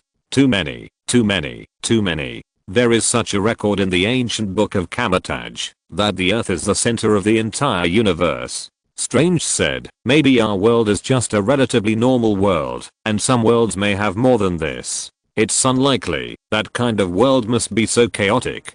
In fact, our worlds also have some similarities with each other. So you can imagine a world with the Avengers and mutants. Maybe there are other superpowers in this world, or even tribes. The video continues. I don't care how many hells he has fought with, how many demons he has never seen the power of us joining forces. Batman successfully inspired everyone present with just one sentence. As a leader, this is what Batman should say. Clark took Lois back to his family's farm. There was a sign on the farm. How's that read? The mortgage auction is owned by the bank. You brought us here, you remember. Lois looked at the familiar scene around her and thought Clark had remembered the past. This is home. You spoke. Hearing this, Clark turned his head and looked at Lois. Didn't I speak before? Hearing Clark's words, Lois realized that Clark still didn't remember. Lois stretched out her hand and invited Clark to follow her. Coming to the room, Lois opened the things she had saved and took out the red shirt that Clark liked to wear the most. Your mother is late in paying the mortgage, and she didn't tell anyone. Lois told Martha about the problem she encountered. The house was no longer theirs. I'll solve it. If this situation really happens, I will definitely solve it. Bruce spread his hands, indicating that the bank and the university would buy it for you, including tuition and mortgage. I don't understand. Clark, who had not yet fully recovered his memory, was a little confused. She has a strong self-esteem and is a strong person, Clark. Hearing Lois' words, Clark was still a little confused, but he nodded. After Lois finished speaking, she put the clothes in her hand on Clark. She likes it here, I like it here, and I like it here too. After Clark put on his clothes, he said with some confusion but certainty. Clark walked to the cornfield outside. He stroked the corn leaves that were already half a person tall, just like an ordinary old farmer in Kansas. I guess you said I do. When Lois came behind Clark, Clark suddenly said, "What? Ring?" Clark pointed out that Lois was wearing the ring he gave her before the final battle, and now she was wearing it on her hand. "You're really back." Clark smiled, butterflies fluttering on his fingertips. The familiar kind and lovely big boy's back again. Lois walked over quickly and held Clark's hand. Clark looked at the lover in front of him and hugged her. "I got a second chance, Lois. I won't waste it in vain." A broken pickup truck slowly drove over. After getting off the car, Martha looked at the two standing in the cornfield, a little unbelievable. She ran quickly, but slowed down when she was about to approach Clark. Martha was afraid that the son she missed so much would now be back by her side. "Is it really you, Clark?" Listening to the trembling voice of his mother, he recalled that the last time he saw Martha was from the photo in Luther's hand. "It's really me, Mom." Martha hugged Clark tightly, refusing to let go. She was afraid that this was just a dream, and if she let go, the dream would end. Even if it was a dream, she wanted to dream it for a while longer. Louise walked slowly over, and when she saw Louise, Martha immediately stretched out her hand. Louise hurried over and hugged the two of them. Clark looked at the two most important women in his life. He hugged them, but then he said, "Listen, Mom. They must have a reason for asking me to come back, and I must find out clearly. The son is back, but he has to go to the battlefield again. This is undoubtedly painful news for a mother who has already lost her son." Martha shook her head instinctively, but then nodded quickly. Her son is a hero, and she can't let him down. Martha didn't try to stop him, but just kissed her son's face gently. "Summer is here. Cold drinks are good, but don't drink too much. A person who drinks ice cola and goes to the toilet deserves the author's advice." Chapter 764. The battle is going on, and you're still talking nonsense. Diana looked at Martha on the screen, who agreed to let Clark, who had been resurrected, go to the battlefield without hesitation, and said sincerely, "I really hope Clark can see this scene." "You can." Bruce pointed to his chest, where there was a miniature camera. "I recorded it. This is the courage of mankind." Peter remembered that in Nexus, no, in the story of the Giant of Light, whether it was Tigger or Nexus, it was because of the courage and light of mankind that they finally defeated the powerful enemy. "Clark is back, and I have to report to my mother. I'm back as your son and I also want to come back as a hero." The video continues. In Batman's base, Victor was hiding in a corner alone, thinking about something. "How is Victor?" Arthur looked at Victor in the corner and asked Barry, who was eating popcorn beside him. "He wants to be alone. We are asking a child who just lost his father to fight against the most powerful machine in the universe." Arthur looked at Victor, who was alone, and even felt a little distressed. This rough man has a gentle heart under his unrestrained appearance. He is also a person who has lost his father, so he knows what it feels like. In fact, everyone here has experienced that feeling except Diana, and Diana has also lost important people. Tough man with tender feelings. Arthur really wants to enlighten Cyborg, but he doesn't know how to say it at all. And Barry on the side is eating the whole time, and his mouth has never stopped even for a moment. "This is unfair. I thought you don't care." "I never said that." Hearing Arthur's words, Barry suddenly felt that he didn't know anything about his teammate who joined halfway. Bruce sat in the chair with a solemn expression. Alfu, not far behind him, finally gathered the cups. These cups were messy and obviously put together. There was even a paper cup. "What's wrong?" Diana saw Bruce's uncertain expression and walked over to ask. I had a dream. I can't explain it. It felt like a premonition. I dreamed of the end of the world, and Barry Allen was there. He told me, Lois Lane is the key. Listening to Bruce telling her about his previous dream, Diana thought very simply, for Superman, she is the key. Every heart has a key, and Lois is the key to Superman's heart. I think there is a deeper meaning, a darker meaning. Suspicious Bruce thought it couldn't be such a simple thing. Darker meaning? What should you think? Bruce looked at himself on the screen, combined with the dark sea in his heart before. Bruce now had a guess. Let's make an assumption. If everyone has an ocean of negative emotions in their hearts, and Master Wayne, you have to see this. The butler seemed to have discovered something important and hurriedly called Bruce. On the lake, a helicopter landed. "You fixed it?" Bruce was a little surprised. "It wants to fly. Flying is its nature. It's yours too," Bruce said to Cyborg. Bruce now has regained his former feelings, not the gloomy and extraordinary feeling, but the gentle side of his heart. And all this is brought about by a person who has just embarked on the road. He will definitely come back. Alfred, I know. How can you be so sure? Faith. It's faith. Everyone boarded the plane and entered the spaceship that Bruce had not repaired before, speeding up to the base of Steppenwolf. World famous painting. Hal flying a plane, it can be seen that you are back again. I have never left. I have always been here.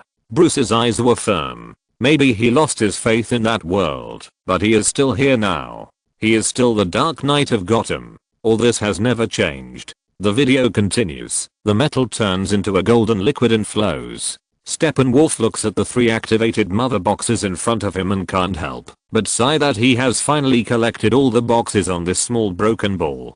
Prepare for his arrival. Steppenwolf gave an order and the entire base started moving. I'm about to be redeemed. Steppenwolf was very excited at this moment. He was about to go home. Unify. Become one. Under the influence of the golden energy, the 3 mother boxes merged into one.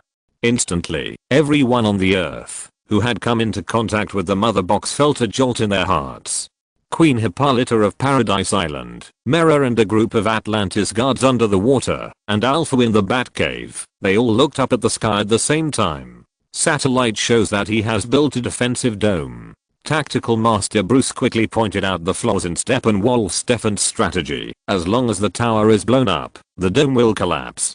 Because Steppenwolf has been invincible in past conquests, he is not very concerned about the defense of the base. He never thought that anyone would dare to attack his base. The enemy will not expect us to take the initiative to attack. Yes, because he didn't expect it. The Flash, who told a cold joke, found that no one laughed with him, so he continued to look at the projection awkwardly. We must destroy the dome before the unified force is formed. What if the dome is not destroyed?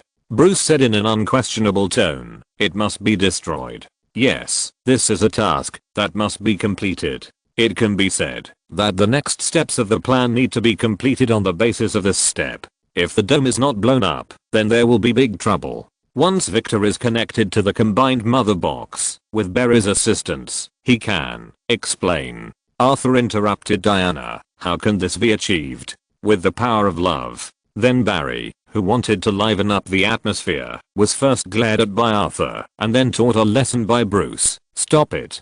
Use the power surge to cause great damage. Bruce continued. You have to run faster than ever to create such a huge current.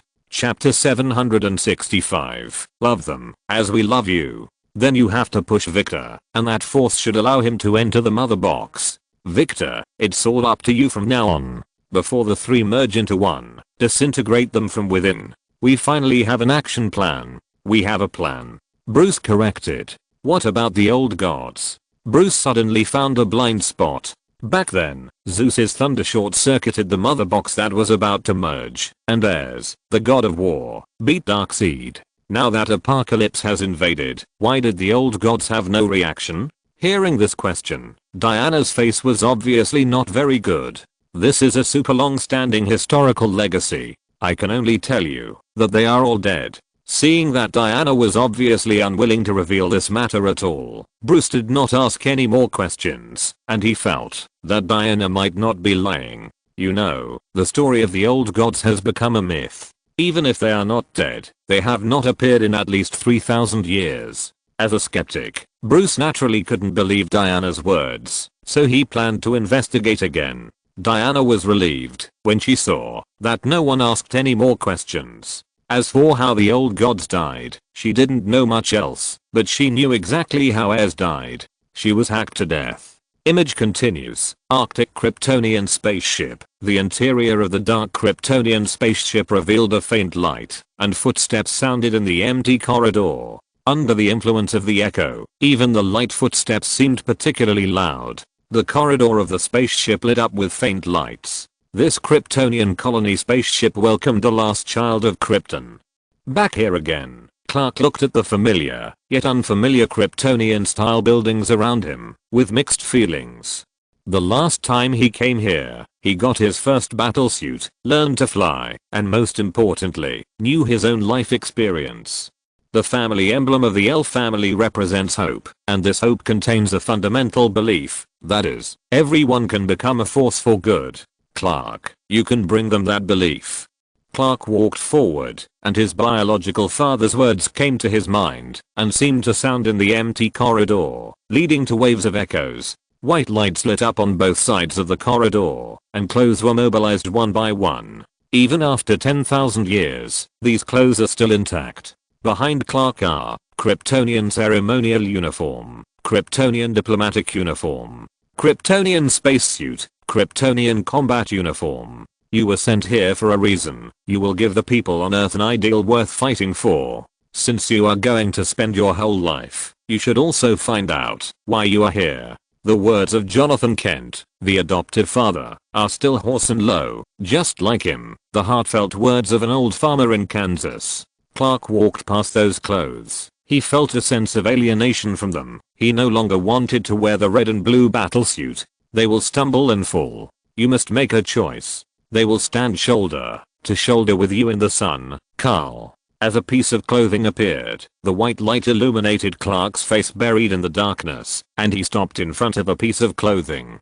You must choose whether to stand proudly in front of humans. You will help them create miracles. With the voices of the two fathers alternating, Clark put on a brand new black suit. In peace, Clark put on the black suit that symbolizes home, and the god of the world once again guards the sky. In Krypton culture, clothes of different colors have different meanings. The colorful red and blue uniforms belong to diplomatic etiquette dresses. Superman wears red and blue uniforms, which means that he is an outsider and moves forward with the people. Black is different. Black clothes are only used within the family. When Clark puts on black clothes, the earth is his home. The education that Clark's two fathers gave him is the guiding light of his life. This may be what Clark's two fathers want to teach him. You are not a powerful person or a monster. You have to bask in the sun with the people of this planet. You are really lucky, Captain America said to Bruce. Without any one of Clark's two fathers, there would be no Clark now.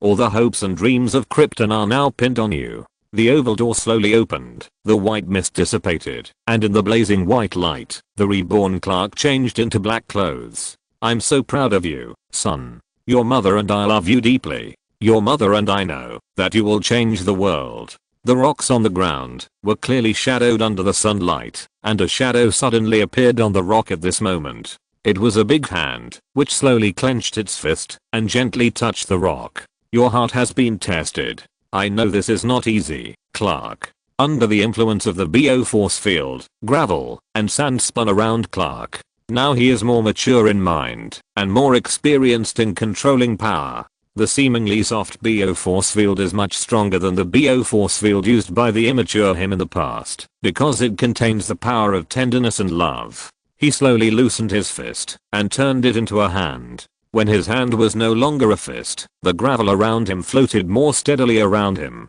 He was coordinating and reconciling with the world and becoming the son of tomorrow. But you brought hope to their world. You have to let them know who you are. Under the influence of the BO force field, the brand new black cape swayed gently like a breeze, and the gravel around gathered, and the earth was around him. Love them, Carl. Just as we love you. Superman looked up, and this time, his heart was no longer confused. Take off, son. It's time. The airflow blew away the gravel around him. The Superman took off now, which was different from the Earth Destroyer in the past. He was more gentle now. The love of two fathers created the Superman of today, a good man with kindness, gentleness and love in his heart, the hope of two planets, and the child of two planets. A sonic boom sounded, and Superman flew out of the atmosphere and faced the rising sun. That is the light of dawn. Son of the sun, God on Earth.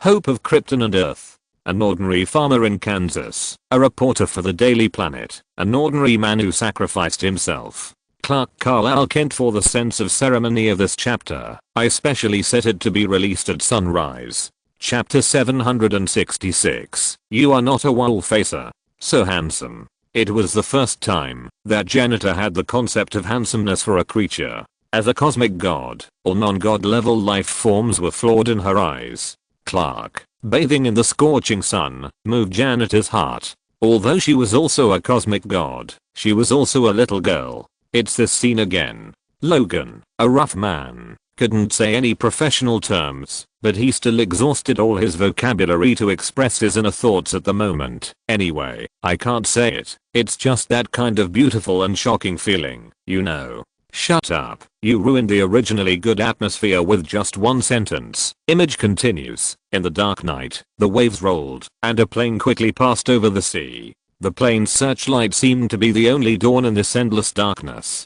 Wonder Woman held the sword of Vulcan and the shield of power. Batman threw the five-pointed trident to Aquaman. Cyborg kept switching various attack weapons in his mechanical body, and the Flash was warming up with the 5 animals exercises. The war is about to start, and they are all adjusting their status to face the next war in the best condition. As Aquaman Arthur said, what they have to do is to go to hell to fight the devil and his army. Chernobyl, this once dead city has been reborn under the power of nature. Never underestimate the power of nature. Even if no one dares to set foot here, countless lives are stubbornly bursting into new life. In other words, it is precisely because no one has set foot here that these lives can be reborn under the protection of nuclear radiation. Sparse poplars have grown on the abandoned land. A black plane slowly landed, and dust flew up. A hand wearing protective gear pressed the button, and the cabin door was opened. Inside was a group of 5 fully armed people. I'm responsible for blowing up the tower and collapsing the defense dome. Looking at the 4 people getting off the plane, Batman warned them in a very serious and low voice, even warning them, no matter what happens, you must act according to the plan. That's why I called you all together. Batman still had sunglasses on his forehead, and he looked a bit like the one in the Wasteland Apocalypse. Finally, he took a look at the 4 people and closed the cabin door. You're going to blow up the dome alone. Captain America suddenly realized something was wrong. Are you crazy? There are all demons on it. This is part of the plan. You're not a wall facer, and we are not 3-body people. You don't need us to play the wall facer plan. Logan sat down next to Bruce. He smelled of alcohol, and his beard looked like he hadn't taken care of himself for a while. Bruce didn't know why his daily activities as a university professor were eating, drinking, sleeping, and playing, but Logan had already sat over, so out of politeness he still didn't avoid Logan's arm. Logan hugged Bruce. He was wearing a brown leather jacket today and had a cigar in his mouth. Fortunately, out of politeness, he remembered to put out the cigar before asking Bruce. It was just that the way he put out the cigar was a little different. He just pressed the cigar into his hand and didn't bother to care about the burn. Anyway, that kind of thing will recover quickly.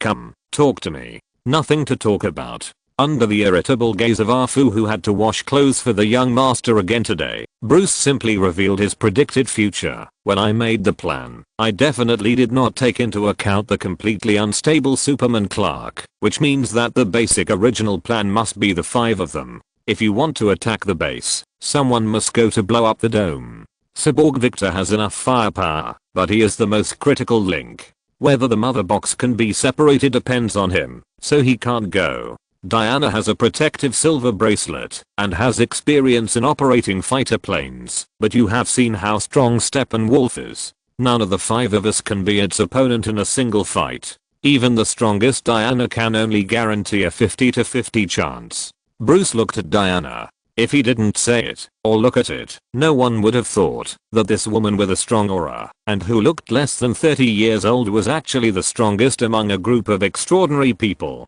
Diana agreed with Bruce's statement that 50-50 was the safest way to calculate. Because of various factors, it was hard to predict the outcome of her fight with Steppenwolf. So Diana must go to Steppenwolf's base. She is the key to buying time for Cyborg.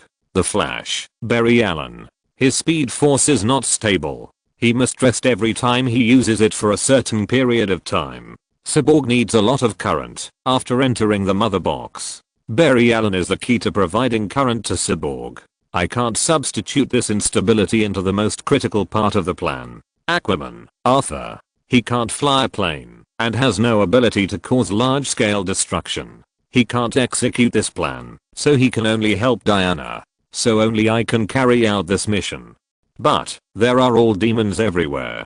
Peter's face inevitably revealed a worried look. This young boy is already a veteran warrior. He has experienced the pain of siege. That time, he was almost devoured alive by the siege of dozens of alien beast cell-infected beasts. Thanks to Gwen's help, he broke out of the siege. When the strength is not much different, the number will play a great advantage. Bruce is just an ordinary person, and the demons are alien monsters. The power of the demons is not only stronger than Bruce, they can also fly. The most important thing is the number.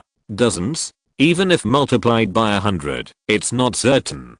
Don't you see? He didn't plan to go back alive at all. Loki's evil face showed a smile. When this human took the initiative to stop this mission, he didn't understand why Bruce took the initiative to stop this mission. That was no different from committing suicide. But thinking of the glimpse he had in Bruce's sea of consciousness, he was sure this human has a problem with his brain. Image continues. Thunder exploded, and the spaceship flew towards the tower.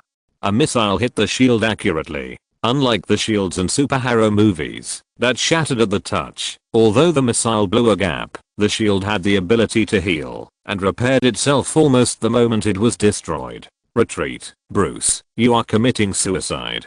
Listening to Cyborg's words, Batman in the cockpit wore sunglasses. He was not here to commit suicide. Just knock a little louder. Right square bracket. Chapter 767, Demonic Killer Batman. The plane passed through the night sky covered by dark clouds, and countless missiles were fired from the muzzles. All the missiles launched a life-sacrificing attack towards their target like a dead soldier. In the brief bright light, a black shadow rushed in before the protective shield healed. Steppenwolf in the base was still quietly waiting for the fusion of the mother box. The violent shaking and sound made him look up to find the source of the sound.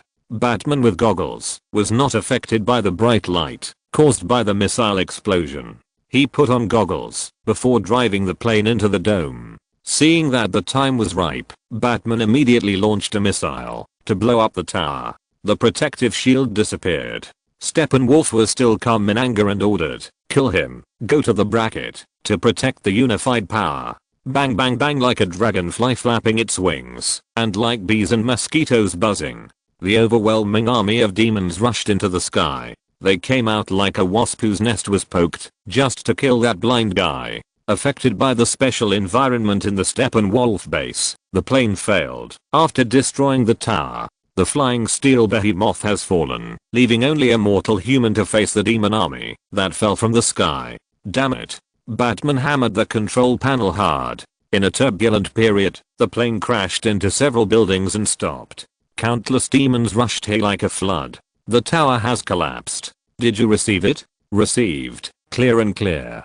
After ensuring that his teammates received the message, Batman turned over from the cockpit. He ignored his teammates' concerned inquiries and immediately issued the next order. Go to the reactor. Bruce, what about you? I will try my best to lead those monsters away. Batman seemed extremely calm when he said this, as if he was telling Flash what he was going to eat tonight. What did you say? Flash looked up at the demons that rushed out to chase Bruce. It was estimated that there were at least thousands of them. If a demon like Demon slaps Bruce, it can beat Bruce into a pulp. Don't worry about me. Go find the unified force. Listening to the roars around him, Batman knows that they are coming. Pulling down the switch that is still splashing sparks, the bat returns to the night. You are really a lunatic. Seeing that Batman intends to hold back the entire demon-like army by himself, Loki shook his head and said, "Are you planning to kill a few more demon-like demons as scapegoats? No, you can't just go and die like this. You have also read Lion's story. I think you know that not wanting to live and having the will to die are not the same story. Do you have any backup plan?" Loki's evil face has a puzzled look. He starts from the perspective of Bruce, a mortal. Without the heavy bat armor, without the advantage of the field, and without the magic-like treasure that completely defeats the Kryptonians like kryptonite, Bruce's approach is no different from going to die. Could it be that you calculated that Clark would come back to save you? This was the most reasonable explanation Loki could think of. He shouldn't be the kind of person who relies on others for his life. Strange held his chin with one hand, and the levitation cloak was not on his shoulders. Because he was too bored, the cloaked man ran to play rock paper scissors with the river god. I just have some backup plans and some combat experience. The video continues. The communication is broken. After losing contact with Batman, Wonder Woman knew that she had to act now, otherwise it would be unfair to Batman's sacrifice. The door of the cabin of the Batfighter was violently opened, and a pair of big hands with claws opened the door like opening a can. Looking up, there was a pair of round eyes emitting orange light. If this was an ordinary person, then what happened next would definitely be a real horror movie. A large number of demons fell from the sky. Not only did they hold laser guns and other weapons in their hands, but they were also big and strong, belonging to the level of super soldiers. The demons carefully raised their guns and explored forward. They seemed to have no night vision ability, and were unsure of the situation in the dark cabin. Suddenly, two light sources lit up.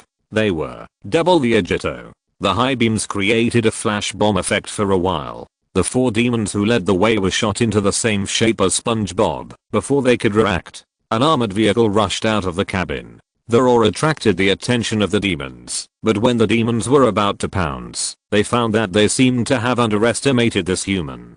The machine gun roared, and the bodies of the demons were torn apart one by one. The roar continued, attracting more demons to chase. "Come and chase me, pest. You are not going to kill all these demons by yourself." The demons under the night sky flew over the ruins of buildings. The demon army, like locusts passing through, had only one goal, that is, the people in the car. The Batmobile was speeding on the long abandoned battlefield. The Batmobile, which had armor far superior to that of a main battle tank, was even faster than some F4 racing cars. Behind it was a group of demons, who were flying at a very low altitude, but could only eat the exhaust of the Batmobile. The demons were not beasts that only knew how to fight with their bodies. A large number of demon gunners had already been in position on the route of the Batmobile. Seeing the Batmobile speeding over, red laser bullets rained down on the Batmobile. Faced with a gift from the demons, Batman decided to give a sincere return gift to these hospitable apocalyptians, a 40mm caliber heavy artillery. The artillery fire was continuous, and the shells as thick as a forearm fell to the ground with a dull collision sound. The flames swept across most of the street, and a chimney collapsed under the attack of the artillery. Machine guns roared. Batman drove the Batmobile at a life and death speed, drifting around the corner to throw off the demons lying on the Batmobile. The remaining demons accelerated again, but felt a gust of wind. Before they could look up, tons of bricks and stones had fallen on their heads and buried them. Is this the legendary top-level prediction? Peter's face was full of admiration. The chimney that Bruce had blown down before actually played such a big role here, burying a group of demons in the ruins of the chimney. Does anyone know how many demons he has killed now? I'm counting. Chapter 768. Batman Goes Crazy. 26 is the starting number. Captain America was sitting very straight at this moment. He had been counting how many demons Bruce had killed along the way, since Bruce started the battle. This was a custom on the battlefield and an important standard for recording a person's military exploits in a battle. Only 26. Peter said puzzledly. I thought there were at least a few hundred. Only? Logan went up and slapped Peter on the head. Boy, even in modern warfare, it's a great achievement for a person to kill 20 enemies in a battle. In ancient times, in the era of cold weapons, a new soldier who killed an enemy was a real veteran. And Bruce was not fighting an ordinary person, but a real alien monster. Image continues. 2 demons were lying on the Batmobile, watching their companion who was thrown out by the Batmobile and hung on the steel bars and died. The 2 demons were not afraid at all. One of them smashed the glass and the other broke the gun barrel. The alloy gun barrel was quickly removed by the power of the demons, and the front cover glass of the Batmobile was also opened, revealing the flesh and blood body inside. Looking at Batman, who was already trapped in a cage, the demon roared excitedly. But there was no panic on Batman's face, because he saw a figure rushing towards him. What is it like to be cut in half by a flying speaker? The 2 demons who died with their eyes wide open may be able to give some ideas. The divine shield and the sword of Vulcan cut off the 2 demons that were about to commit crimes like a hot knife cutting butter. The blue electric light and the luster of metal reflection surrounded the Batmobile. After the 5-pointed trident fell and pierced a demon, it and its owner landed on the Batmobile and almost overturned the Batmobile. Your brain is really flooded. Batman ignored Aquaman's words, and 3 missiles flew out to blow up the defense line formed by the demons on the spot. The Maginot line is really not deceiving me. Aquaman leaped up and pounced on the demon-like creatures, but was taken to the sky by 3 demon-like creatures. The man in the sea was still very brave. After he went up to the sky, he kicked one away with 1 foot, then stepped on the demon-like creatures and pierced the chest of another demon-like creature with his trident. Shake off the demon-like creatures that were holding him and rising into the air. Looking at the hundreds of meters high sky, Aquaman, who was really unsure, could only wait for the result after his free fall. You're welcome. The silver figure turned into a meteor and swooped down to pick up the free-falling Aquaman. Looking at the steel bone who came to help, Aquaman was full of heroic spirit. Good brother. The friendship of real men is always so simple. Sigurd exchanged glances with Aquaman and then threw him far away. With the help of this acceleration, Aquaman quickly threw the trident in his hand, and the trident shot down a demon-like creature with a sound of breaking through the air. Aquaman stepped on the body of the demon-like creature, stretched out his hand, and pulled out the trident, and then walked on the waves, demon-like creatures, in the air. Woohoo. Walking on the waves, Aquaman rushed into a long decayed residential building, helped to complete the demolition here, and then rolled out smoothly. Cyborg led a large number of demon-like troops into a street, surrounded by residential buildings, and fired the shock cannon in his hand at the surroundings. The residential buildings, that had been in disrepair for a long time, and were marinated by radiation, quickly collapsed and crushed the demons behind Cyborg. Steppenwolf's base was equipped with sniper cannons from Apocalypse. The demon-like sniper who had been aiming here since the beginning of the battle finally seized this plan, and fired at the speeding Batmobile. When the red laser shell was about to fall on the Batmobile, the woman with a built-in speaker appeared. Wonder Woman used the Divine Shield to block the attack for Batman. When she was blown away by the shockwave, she took the head of the demon-like who wanted to sneak attack from the back. The Batmobile seemed to have an inexhaustible supply of missiles. 4 missiles were fired again to blow the door open. The drifting Batmobile was finally overturned by the shells, and a steel plate was ejected from the Batmobile at this moment, and then Batman directly took the ejection flight seat to get out of the overturned Batmobile. You also installed a flying machine with your seat? Logan touched his beard and sighed at the rich imagination of this young man, who even made a flying seat. I've suffered a loss before, so I naturally remember it.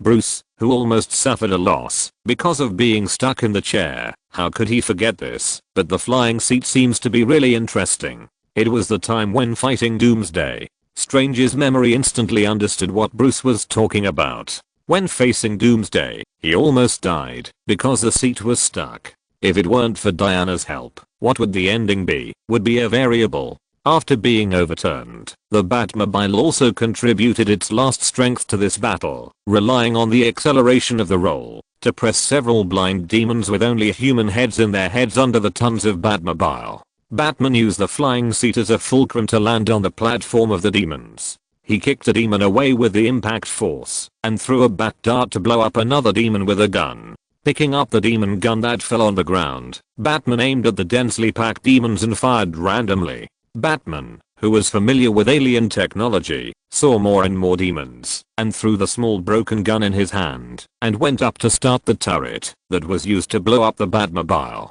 The turret opened fire and each shot accurately hit a demon and even had enough energy to help Wonder Woman on the ground to clear the siege of demons. Batman was killing like crazy. Wonder Woman looked up at the aide. She really didn't expect that Batman had taken down a turret in just a short while. No, he not only took down a turret, but he also blew up that turret. Aquaman threw out a trident to string 2 demons together. Looking at the Flash beside him, Aquaman said to him, "Do what you should do." The Flash nodded and immediately started running and accumulating power. Are you really just an ordinary person? Looking at Batman, who was ranked first in the battle record, it was even difficult for everyone to connect the Black Shadow who was killing people in the group of demons with the current Bruce who was wearing a set of home clothes and looked like a neighbor uncle. Bruce was very old after the reboot, and his hair and beard were a little gray. Even Batman could not resist the traces of time. But for such a person, no one could connect him with the figure who was killing people. If you're listening to this novel on a channel other than Fanfic World, it means they downloaded and uploaded it without effort. We cordially invite you to visit our channel, Mundo Fanfic Novelos. There you'll find the original version of this story and you can explore many other novels of various genres. We're waiting for you to immerse yourself in a world of incredible novels. Chapter 769, The Taunt of the Stepwolf. No, don't you have a vow not to kill? What does my not killing people have to do with me killing demons? As a humanist, Bruce does not kill people, but that doesn't mean he won't attack alien invaders. And besides having 4 limbs, what else do demons have in common with humans? Kryptonians are on Bruce's list of people he can attack, although it's mainly because Kryptonians are too strong, and they are completely different species from humans. Image continues. The black tea on the table swayed gently, and Alfred, who was repairing equipment, looked at the cup of black tea in confusion. As a British man, drinking tea is one of Alfred's few hobbies. The Batcave's earthquake resistance is full, and an earthquake of magnitude 5 or 6 won't make the Batcave shake. Just as Alfred was puzzled, a black shadow gently fell to the ground, making a crisp collision sound. Alfred turned his head and saw that Superman Clark, who had changed into a brand new black battlesuit, had come here. "I guess you are Alfu." Clark greeted Alfu with a smile, and seeing Superman Clark coming here, Alfu's expression was a little dull, and then he replied to Clark, as if waking up from a dream, "Master Kent. He said you will definitely come. I hope it won't be too late. Can anyone tell me what the Master Kent joke is?" Steppenwolf. Aquaman and Cyborg rushed into Steppenwolf's base through the hole. When Arthur saw Steppenwolf's back, he raised the trident in his hand and smashed it on the ground with a crisp sound to provoke Steppenwolf. "Hey, are you deaf? What a pity." Seeing Arthur taking the initiative to provoke the other party, Bruce expressed his disapproval. If Arthur knew Mera's trick, he could just sneak attack directly. But now his means of attack are mainly melee, so he can only lure Steppenwolf away. Steppenwolf, who was still guarding the fusion of the mother box and the base, opened his eyes. His eyes exuded a blue-white light. The newly strengthened Steppenwolf decided to teach these earth creatures what is politeness and what is knocking on the door. "Do you remember your grandpa?" Aquaman also waved at Steppenwolf, with the intention of pulling the taunt to the maximum. The charged Steppenwolf's strength has reached a new level. It holds a giant axe and kills towards the Hey Gang duo. Seeing Steppenwolf take the bait, Aquaman decides to show his long-range skills. Although he is a warrior, his skill points and talents are all in close combat, but there is still a talent for magic in his ancestral genes. As the saying goes, some people are born in Rome, and some people are born to be cattle and horses. Even though Arthur has never practiced his magic skills properly, his magic ability is still far superior to some human muggles, who have practiced for a lifetime. The trident was fiercely inserted into the ground, and the sound waves formed a substantial sound wave tsunami, and rolled towards Steppenwolf. The steel bone on the side turned his arm barrels into sonic cannons to strengthen the sound wave tsunami. No one expected that the Lion Roar skill actually has a big speaker. The Steppenwolf, who was knocked back, was unharmed. The spikes on his blade armor protruded. After being knocked into the air, he was already dizzy and quickly adjusted his state to land perfectly. When Steppenwolf looked up, Wonder Woman was already standing in front of him, and the three-person team was assembled.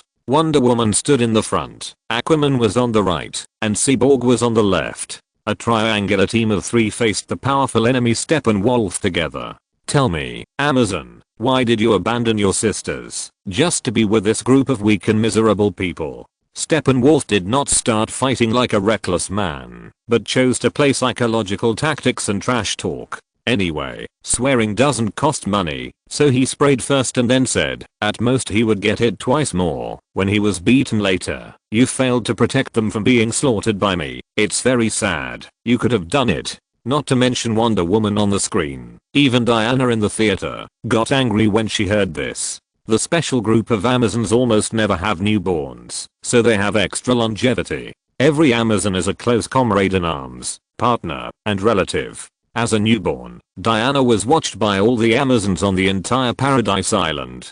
Those people are not only her sisters, but also her elders. Moreover, every Amazon is a relative who has lived with Diana for 5,000 years, and has 5,000 years of affection. Even now, when Diana recalled the previous show in which Steppenwolf slaughtered the Amazon warriors guarding the tower, Diana was still furious. For a warrior, dying on the battlefield is the best destination. But for the warrior's relatives, the best consolation is to twist off the head of the enemy who killed the warrior. He is deliberately talking trash to taunt you, Diana. As a tactical master, how could Bruce not see that this guy was doing it on purpose? Peter looked at Steppenwolf on the screen. In fact, he also had this idea of talking non-stop to stimulate his opponent during the battle, but later he found that his opponents were mainly alien beasts and humans infected by alien beasts. Facing this group of monsters that had completely lost their minds, trash talk was not very effective. Image continues. Wonder Woman directly started a group fight, and Aquaman and Cyborg behind her immediately followed. Although Wonder Woman was angry, she did not directly pounce on Steppenwolf to fight to the death. On the contrary, her speed needed to be slowed down. In the previous battle, Wonder Woman had already discovered that her team was out of touch because of her speed, so this time, even though she was mocked by Steppenwolf, she kept her speed down in order to keep up with her teammates. Wonder Woman took the lead, dodging Steppenwolf's axe by turning sideways and slashing at Steppenwolf with a sword, but Steppenwolf forcibly shook him away with his axe. Aquaman followed up, trying to pierce Steppenwolf's thigh with his trident, but Steppenwolf dodged it and then kicked Steppenwolf away with a flying kick. At the moment, when Aquaman was kicked away, Wonder Woman's sword immediately made up for it, and a sword hit the inside of Steppenwolf's thigh. The sword of the god of fire and Steppenwolf's blade armor rubbed fiercely and communicated in a physical sense, and finally a large number of sparks splashed out. Cyborg flew to the outside of the battlefield and used laser cannons to continuously output to Steppenwolf, but these attacks could only slightly interfere with Steppenwolf's actions. We generally call this behavior scraping. The main forces in this battle are always Wonder Woman and Aquaman. Just when Wonder Woman and Aquaman teamed up to fight Steppenwolf, the Flash outside sent a message. It rained heavily yesterday. The weather is very good today. I went out for a walk and came back to write. Chapter 770. That's it. In the blue light, the Flash is still running. He runs around the battlefield so fast that his after image is everywhere. Barry, I'm in position. Steppenwolf is held back by Wonder Woman and Aquaman, and Cyborg comes to the mother box and stretches out one of his hands. Okay, I've generated electricity. Listen to me count down. 3, 2. A big hand grabs Cyborg's shoulder and throws him away. Steppenwolf has repelled Wonder Woman and Aquaman at this moment, and finally has time to deal with this little thief who dared to touch the most critical prop for his return home. Let me go. Several metal arms extend from Cyborg's body to break free from Steppenwolf's death grip, but the effect is very poor. Victor, the Flash in the Speed Force state, can only use a metaphysical shout because he doesn't know whether his words under the Speed Force can be distinguished by Victor, but his expression is very uncomfortable. Maintaining the Speed Force mode for a long time has put too much pressure on his body. It's like a marathon runner. No matter how strong his physical strength is, he can't sustain a long period of high intensity running. As long as he is a human, there will be a limit. Wonder Woman saw that Cyborg was captured and raised one of her arms directly. The other party has a hostage in his hand. It's too disadvantageous to go to close combat. Even if Victor is rescued, Steppenwolf will not leave the mother box, and Victor will find it difficult to connect with the mother box. In this case, let Steppenwolf stay away from the mother box. Come on, let's change the battlefield. The Guardian silver bracelets collided with each other, and the silver bracelets burst out at the will of the owner, sweeping across half of the base. I don't know what Steppenwolf's mentality is. He put the mother box on a suspended platform, and the only corridor connecting the platform is a corridor similar to a floating bridge. The Guardian silver bracelet burst out with amazing power, directly blowing up the entire corridor, and Wonder Woman, Aquaman, Steppenwolf and Cyborg all fell into the foundation dozens of meters below. Steppenwolf was a little dizzy after being thrown down, and the hand holding Cyborg unconsciously loosened. Seeing that Cyborg was about to fly towards the mother box again, Steppenwolf jumped up faster than Cyborg's flying speed. But Cyborg is not alone. He is a member of a team. The lasso emitting golden light was tied to Steppenwolf's left leg. Wonder Woman and Aquaman worked together to pull Steppenwolf down again. Facing Wonder Woman, Steppenwolf continued to use trash talk to attack. I saw your island burn with my own eyes. Your sisters begged me to spare their lives, and so did your mother. Liar. This time Steppenwolf's trash talk worked, and Wonder Woman's mentality obviously had a loophole. Steppenwolf seized this opportunity and quickly made up an axe. The axe with yellow electric current knocked Wonder Woman more than 10 meters away, and then quickly made up for Aquaman, taking advantage of the trident in Aquaman's hand being knocked away to knock Aquaman into the wall. Aquaman was hit hard and fell unconscious for a while. The huge rocks from the building above fell towards Aquaman.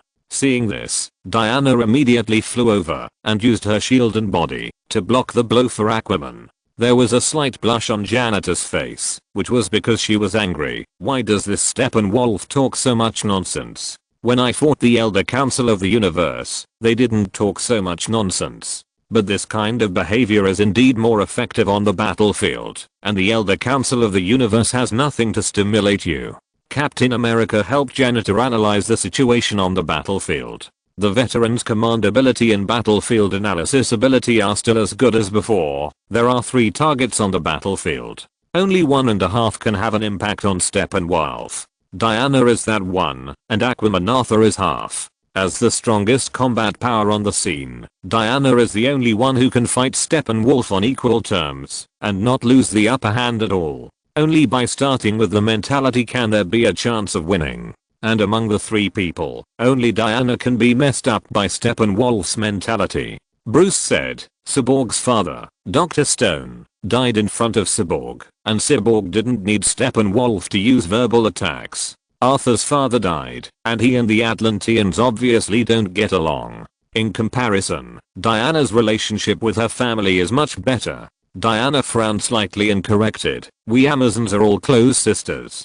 The word much better is not accurate. Okay, and Steppenwolf has created an information gap.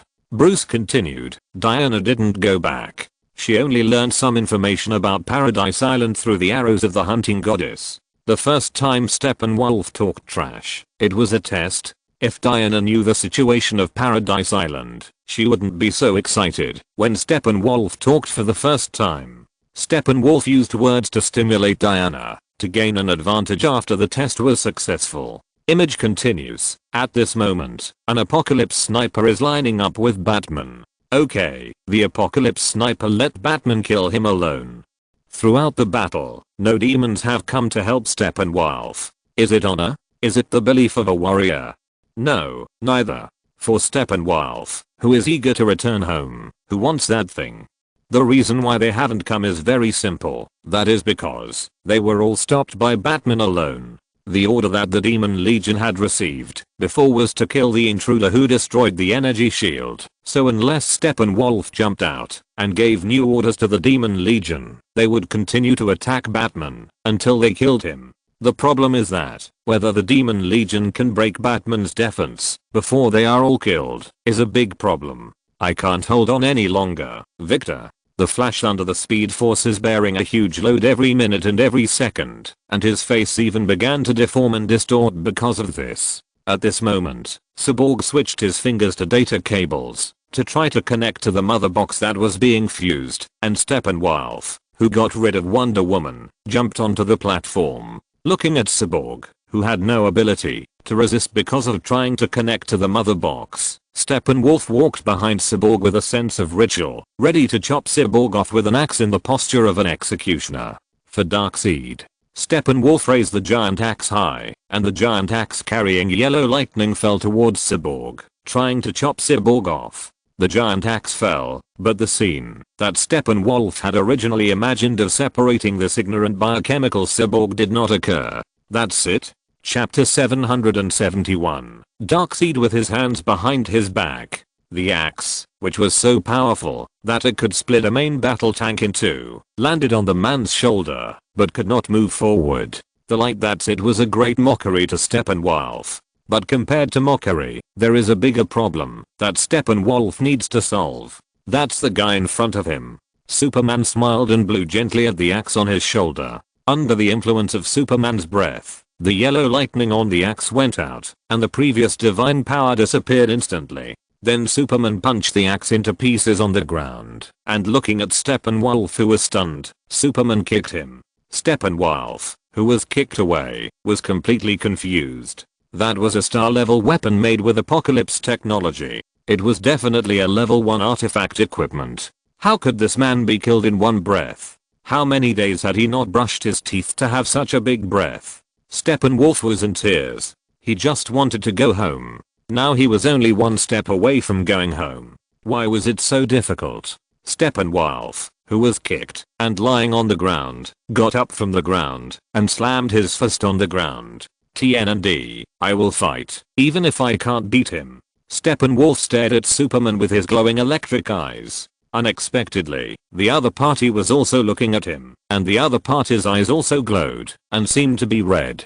Heat rays shot out from Superman's eyes. There was even some pity for the weak in those eyes. An indestructible heat ray gently brushed against Steppenwolf's blade armor. Before, even the sword of Vulcan could only collide with sparks. The blade armor melted directly under the touch of the heat ray. Steppenwolf ran towards Superman. People from Apocalypse never admit defeat.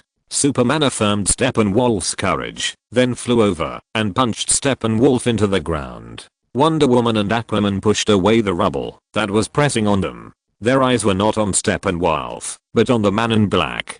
He's coming. Yes, Kal-El. Wonder Woman smiled, very happily. Trigger once said, "Smile is the best gift that everyone can give to others. When the person you like smiles, you will be happy too. Smile breeds more smiles, so, Smilaloo Smilaloo." Wonder Woman smiled, with Smilaloo on her face, and then, Guardian Silver Bracelet Energy Explosion Maximum Power. Aquaman also smiled. He swung his 5-pointed trident, and then smashed it hard on Steppenwolf, who was blown away by the energy blast. Steppenwolf took off again before landing. Look. Smiles can really be passed on. Steppenwolf was hit, and flew into the air. Superman came up and punched him with a sonic boom, knocking Steppenwolf directly into the wall, and he couldn't get out. Because Superman didn't have a smiley on his face, Steppenwolf didn't change someone to continue to be beaten, but continued to face Superman's fist. One punch, two punches, another heat ray. Steppenwolf, break the horn. At this moment, Batman was still clearing the soldiers. Barry, I'm connecting to the unified force. The Flash, who received the signal, was about to go to support, but a parademon mobile light cannon on the watchtower fired at the Flash, who was moving at high speed, and directly knocked the Flash back from the Speed Force state. The parademon saved the Flash, who was moving at an overload. Please say, thank you, Apocalypse Sniper. The Flash, who was hit by the Apocalypse Sniper, fell directly to the ground, and the parademon was about to shoot the Flash in the head, but someone attacked. A laser shot directly blew up the demon's head, and Batman was the first to blow up the demon's head. Barry? Are you okay, Barry? The Flash's words were full of tears, and his kidneys were hit by the shells, and turned into a piece of burnt barbecue. I just got a stitch in the side. Let me change it. What a joke. The Flash was almost at the speed of light at that time. Everyone who saw this scene was stunned. Flash, running at the speed of light. How could you be blown away by a cannon from Apocalypse? Looking at this scene, Wanda frowned and couldn't help thinking about a question. Could it be that firearms have a locking effect on super speed holders like Quicksilver and the Flash? No, it's because Barry's speed is close to the speed of light that he was hit. Tony put down the glass in his hand. As an excellent physicist, Tony understood that in that situation, unless the Flash still had the energy to observe the surroundings, it was inevitable to be hit. To give a simple example, the Flash at the speed of light ran around a fixed kneeling position.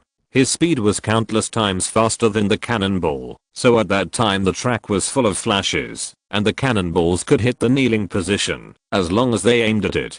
Can you explain why there are flashes on the track? I don't quite understand. Peter picked up a piece of paper and made a circle, explaining, this is the track where the Flash is running. Then Peter released a small ball of light to move on the track. Thinking about it, he suddenly wondered why he was using paper. Then he put the paper aside and used light directly to perform the scene just now. The Flash is running on the track. Because the Flash is so fast, when the bullet passes through the track, it is almost stationary for the Flash. So at this time, we can see that it is not the bullet that hits the Flash, but the Flash that hits the bullet. I understand, but why does the mustache say that the track is full of flashes?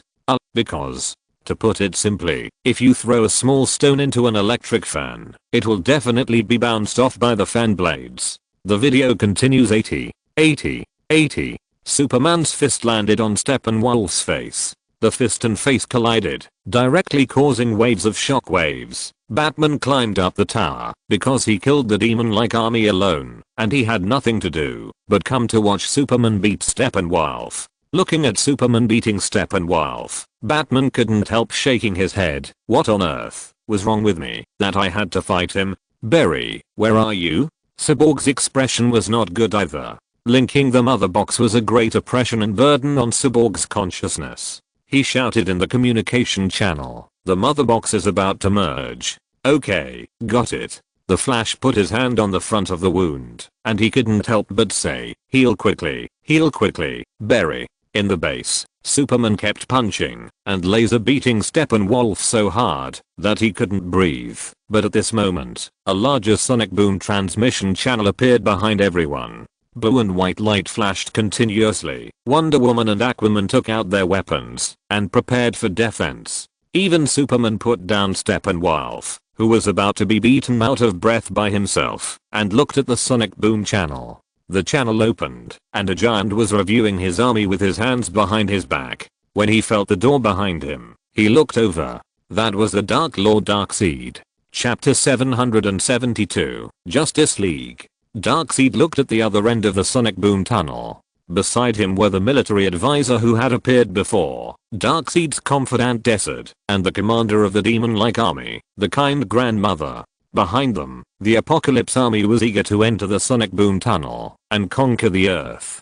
"He's coming." The beaten Steppenwolf supported his body like a last gasp and wanted to greet his master. "Barry." Cyborg looked painful, and suddenly, his expression relaxed, and his eyes revealed a look of despair. Too late. The three mother boxes that had been in a fusion state returned to peace, and then burst out with overwhelming white light that swept everything here. The Flash outside quickly entered the Speed Force mode.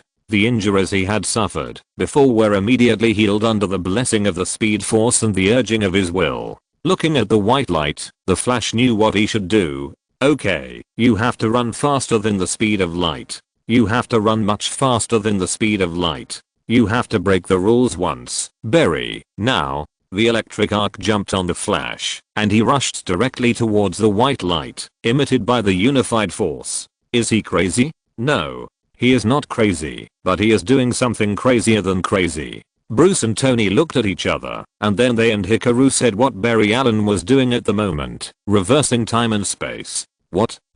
Why don't I understand? In simple terms, as long as a person can run faster than light, he can go back to the past. Bruce said, the process in between is more complicated. If you want to listen, I can. No, thank you. The Flash swung his arms, and the lightning generated by the Speed Force circled around his body. His eyes were blurred, and the surrounding environment was distorted. The Flash didn't know what the consequences of doing this would be, because this was his first attempt. He had only speculated on his own, and discussed this possibility with Batman before. "Dad, the Flash." "No," Barry Allen suddenly said at this moment. "No matter what happens, I hope you know. Your son is also a hero, Dad." He is saying his last words. Then, if he really exceeds the speed of light, what will happen? I don't know. At this moment, the Flash ran towards the void that was transformed by the power of unity. He took a step and the world was reshaped. In front of him was an endless void, and behind him was a reshaped world. If there is no future, then I will create the future myself. If there is no road, then I will open up a road myself. Turn the tide when it has already fallen, and support the building that is about to collapse. I ran towards the only light, and the world was reshaped behind me. Create your own future and shape your own past. This is what Barry's father said to his son in prison. Now, his son has done it. His son is a hero who has opened up a future path for mankind. It all depends on the present. Reshaped. Everything is reshaped. Rocks, buildings, people who have been decomposed by the unified force. Superman, Aquaman, Batman, Wonder Woman. The last step. Cyborg. Following the data line, with the desperate push of the Flash, Cyborg's consciousness successfully penetrated into the mother box. Cyborg looked at the surrounding environment, and he knew that this was the inner world of the mother box. Cyborg's consciousness was still when he was an ordinary person, wearing an Under Armour shirt. I don't know how much money Under Armour gave him. He turned his head and saw three figures. Father, mother, and his past self. "We have been waiting for you, Victor. Is this the mother box?" Loki immediately realized that this was the Mother Box's plan. I understand. I said before that Cyborg's weakness is his family and his past self. These memories are his weaknesses. And the Mother Box took advantage of this group. My broken son. You don't have to be alone anymore. We can be reunited. The illusion created by the Mother Box bewitched Victor, but Victor was different at this moment. Yes, his father's death was a huge blow to him, but correspondingly, his father sacrificed himself at the cost of his life in order to save the earth and the world, and he didn't even leave a last word or a handful of ashes. Victor knew that he couldn't let his father down. Victor walked towards the image of the family of 3. Every step he took, the characteristics of Cyborg on his body would increase. When he came to the illusion, he had completely turned into Cyborg. Zarawi, we can go back to the past. You can become whole again. Looking at his past, Victor's eyes were filled with sorrow, but he said one sentence, I'm not broken. At this moment, Victor accepted his identity as Cyborg for the first time. You are not alone. The 3 Mother Boxes roared and screamed, and through the Mother Boxes, Cyborg saw his teammates. Cyborg's consciousness returned to reality, and he immediately shouted, Superman. Superman understood Cyborg's idea in an instant. He rushed forward and used his arms to separate the Mother Box. Steppenwolf slowly stood up. The blade armor on his upper body had been torn to pieces by Superman, and one of the horns on his forehead was broken. Before he roared, he was stabbed by a 5-pointed trident. Superman stepped forward and punched Steppenwolf into the sonic boom channel. Wonder Woman jumped up with the help of the wall and aimed the Vulcan sword in her hand at Steppenwolf's neck with a precise sword. Steppenwolf's head was separated and his head fell to the ground before his body into the land of apocalypse. After so many years, Steppenwolf finally returned to his dream home. Although there may not be many ways to come back, Darkseid stepped on Steppenwolf's head, and with a little force, Steppenwolf's other horn was also broken. Through the sonic boom channel, Darkseid and Superman looked at each other. He felt the change just now, and the other party used the ability to rewind. The sonic boom channel disappeared, and Desert began to add fuel to the fire. I told you that Steppenwolf was bound to fail. Yes, you are right. Darkseid was not angry. My lord, since the Mother Box has been destroyed, how are you going to get the reward you deserve? Faced with Desert, who was stepping on the mines crazily, Darkseid just said slowly, the anti-life equation has been found. Desert, we must get it at all costs. Prepare to dispatch the fleet and take it back the old way. After Darkseid finished speaking, he left with his hands behind his back. The Dark Monarch never thought that his plan to conquer the earth would die tragically at the hands of a group of stupid pigs. Under the push of that group of pigs, Darkseid's plan died in the womb before it was born. In the ruins of Steppenwolf's base, Batman struggled to climb to the top, and then a big hand reached out and pulled Batman up. The arm strength that directly lifted Batman out, the black tights. It was Superman.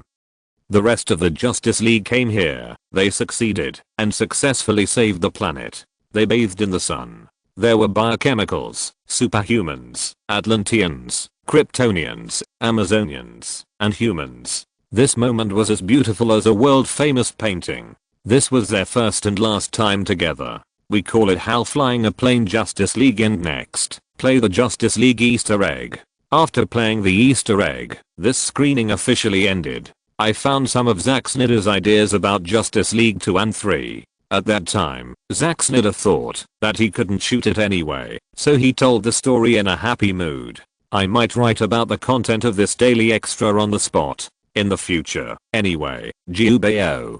Chapter 773, Rebirth and Darkness. Justice League Easter egg. Newborn on air, Cyborg returns home and reassembles the videotape that he had broken before. After entering the Mother Box once, Cyborg also possesses similar abilities.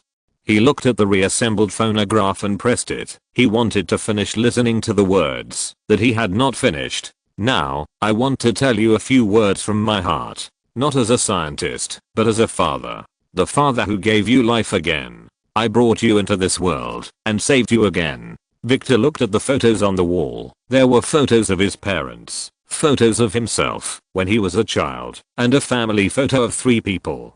You can't imagine how proud I'm of you now. And who you have been. I haven't been with you for so many years. I've made so many mistakes that I didn't have time to correct. Everything will be broken, Victor. Everything will change. The world is scarred and cannot be changed. But you can't fix the whole world by staying in the past. Creating the future can. Seize the future and the present. Now is your time to rise, Victor. Go forward and be yourself. Be the hero I've never been. The sea breeze blows across the coast. Arthur meets Mera and Vico on the shore. Vico already knows that Arthur went to stop Steppenwolf, and his face is full of pride. I have to see my father. Influenced by Cyborg, Arthur has also changed. No, everyone in the entire Justice League has grown up. Star Laboratory. Kei Ruian was promoted to the director of the laboratory. The spaceship is in your hands, young man. Kei Ruian looked at the rebuilt laboratory and nodded. This is my specialty, isn't it? Bruce and Alpha pushed open the door of the burned Wayne Manor again. It should be 100 feet high here, right? 150 feet. Alpha's smile disappeared. He was very happy because Bruce finally moved on to a new life. It would be even better if he could get married and have children so that he could take care of the next generation of the Wayne family. Alpha sighed softly, but did not give up hope on this matter. At least, everything is moving in a good direction now. What if Bruce really changes his mind? Marriage and having children. If that doesn't work, illegitimate children are not a big problem. A big round table with 6 chairs. Just put it there. Bruce began to plan a new renovation plan for Wayne Manor. Diana walked up to Bruce and said, "It can accommodate more people." "Yes, more people." Pop. Barry pressed a piece of paper on the glass. He held the phone and looked at his father in the glass. His eyes, no, his whole face, was filled with joy that could not be concealed. "What is this? A stepping stone to enter the crime lab? Have you found a job?" "Yes, a serious job." The father and son smiled at each other, and Barry's father laughed and announced Barry's achievements to everyone around him. Fathers are like this. They will publicize your progress to the world at the door, even if it is just a little progress. After laughing, the father and son looked at each other in silence, but this time, there was no depression in their eyes, but joy for a new life. Kent Farm. The auction sign in front of the house that was originally auctioned has disappeared. Clark returned to the house with his family, and Bruce also gave him a new set of furniture. A thank you is not enough to repay you for everything you have done. Clark put on the red jacket again, and he walked to Bruce to thank him. Behind him, Louie and Martha were moving things, and Louie was holding a baby cradle in his hand. "I'm just making up for a mistake." Bruce stood there, looking at the Kent farm that was beginning to come to life with Clark. "How did you redeem the house from the bank?" Clark asked casually. "It should be very difficult to redeem the house that is about to be auctioned from the bank in advance. It's really troublesome." Bruce nodded. "Even if it is the Wayne Group, it has to go through legal procedures." Then he said, "So I bought the bank." Superman glanced at the money man, indicating that I couldn't respond to your words. The money man smiled, then patted Superman on the shoulder, and the two walked forward together. "Congratulations," Bruce said. The sky was dim, and a hooded shirt fell off in front of Dr. Stone's tomb. "Be the hero I have never been, and join those brave men. The brave men of the past, present, and future. Now, it's time for you to stand up." Cyborg completely accepted his identity. He was not a monster, he was a complete person. Cyborg flew into the sky, passed through the clouds. The dim sky became dim, and a bad mark appeared on a dark cloud. Diana looked at the coast with a magic arrow in her hand. That was her home. The Flash ran in the city with an unconcealable smile on his face. Despair is terrifying, but after despair, there must be hope. Justice League Easter Egg 1 End. Easter Egg 2 Darkness. The alarm sounded in Arkham Asylum. The reason was nothing else, but a guy who was powerless escaped from prison. His name is Lex Luthor. On a luxury cruise ship on the high seas, Luthor, wearing a top-notch suit, asked the man in front of him if he wanted a glass of champagne. "I heard that there was something wrong with your brain." "That's right," Luthor said without hesitation. "Thanks to the good doctors in Arkham, my mind is clear again." "Really don't want a drink? Celebrate the resurrection of God, from the earth to the sky." My time is precious. By the way, you volunteered to get rid of Batman, and for free. Why? Charity? Personal grudge? Let me guess. An eye for an eye. You said you have something you want. You'd better not waste my time. Of course I won't do that. I have too many reasons to live. There are more important things to do. But if you want to find Batman, this information will definitely be of great help. His real name is Bruce Wayne. How about it, Mr. Slade Joseph Wilson? Or, the top mercenary, Deathstroke. Easter egg too dark and this is the last draft saved, and the rest can only be seen when I go home tomorrow. I'm telling you something. When you're nervous, your brain doesn't work well. I arrived at the hotel and was going to check out the exam room. Then I opened my earphone box and found that there were no earphones in the box. I went to look for them, and guess what? Hey, the earphones were on my ears. I was so stupid. Chapter 774. Luthor escaped from prison? Where did you lock him up? Arkham Asylum. Bruce said with a heavy face, but with that guy's help, escaping from prison is not difficult at all. Who? Logan asked. The guy dressed a bit like Wade? Yes, Slade Joseph Wilson. The top mercenary in our world, codename, Deathstroke. I don't think he's as crazy as Wade. Deadpool's situation should be the price he paid after breaking through the wall. He was quite normal before that. Normal? Logan recalled the time when he teamed up with Wade. That was the first time he met Wade. Then he saw what was more terrifying than 1,000 ducks. If nonsense can be turned into power, then even Clark can't stop Wade's little finger, even before breaking the wall. What about that Deathstroke?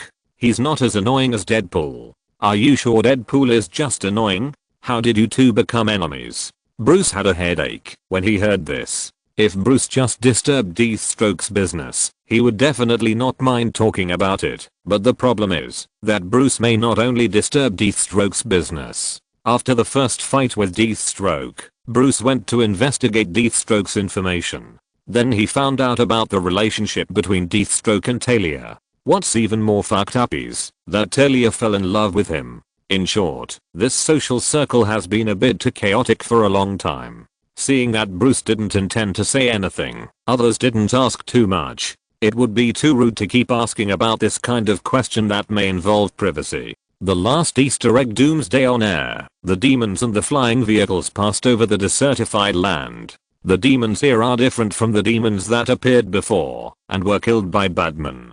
Doctor, did you see the skull of the demon-like creature clearly? I saw it clearly. It seems that it is the same as what you thought. Or we thought the same thing.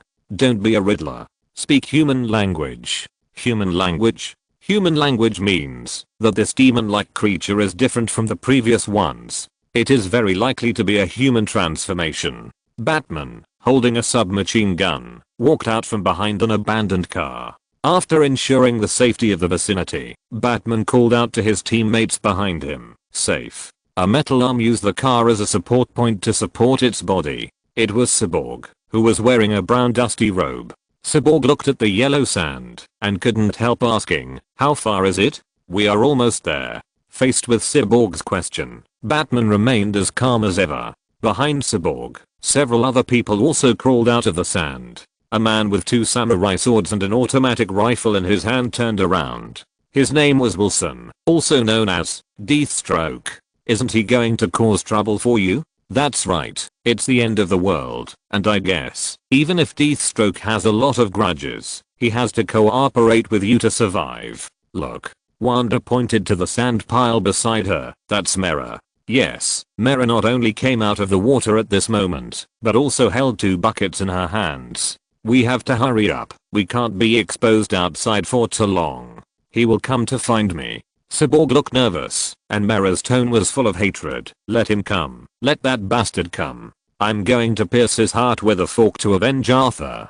Arthur, dead. The people in the theater had a deep affection for the gentleman who was rough on the outside but soft on the inside. No one expected that Arthur would be gone in this Easter egg in just a few minutes. It seems that this is a branch line of the Wasteland Doomsday, which is the one Bruce dreamed of. We can call it the Nightmare Line. "I will make him pay with blood." "I understand your feelings, Mera. Batman comforted Mera with his greatest patience, but we must act according to the plan to succeed. Have you ever loved someone? Mera felt that the other party could never understand her pain. The Flash also came over at this moment.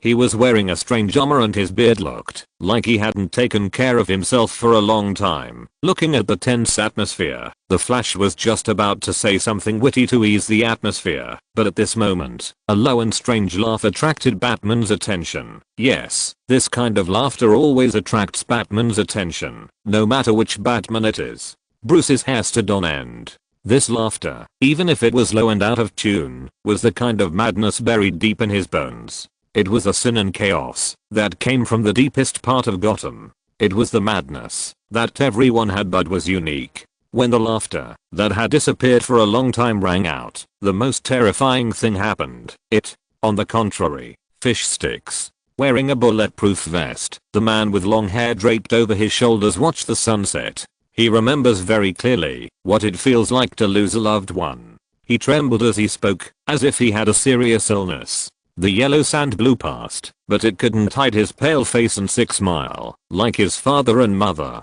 Batman, who was hit by the nano-precision explosion, looked at the Joker, and his eyes were red as he warned, "Before you say the next word, you'd better think carefully. Or an adopted son, right? Batman." Bang. Bruce punched the table in front of him. The Batman on the screen had to consider the overall situation, but Bruce Wayne in the screening room didn't. Except for Alfred, everyone was scared.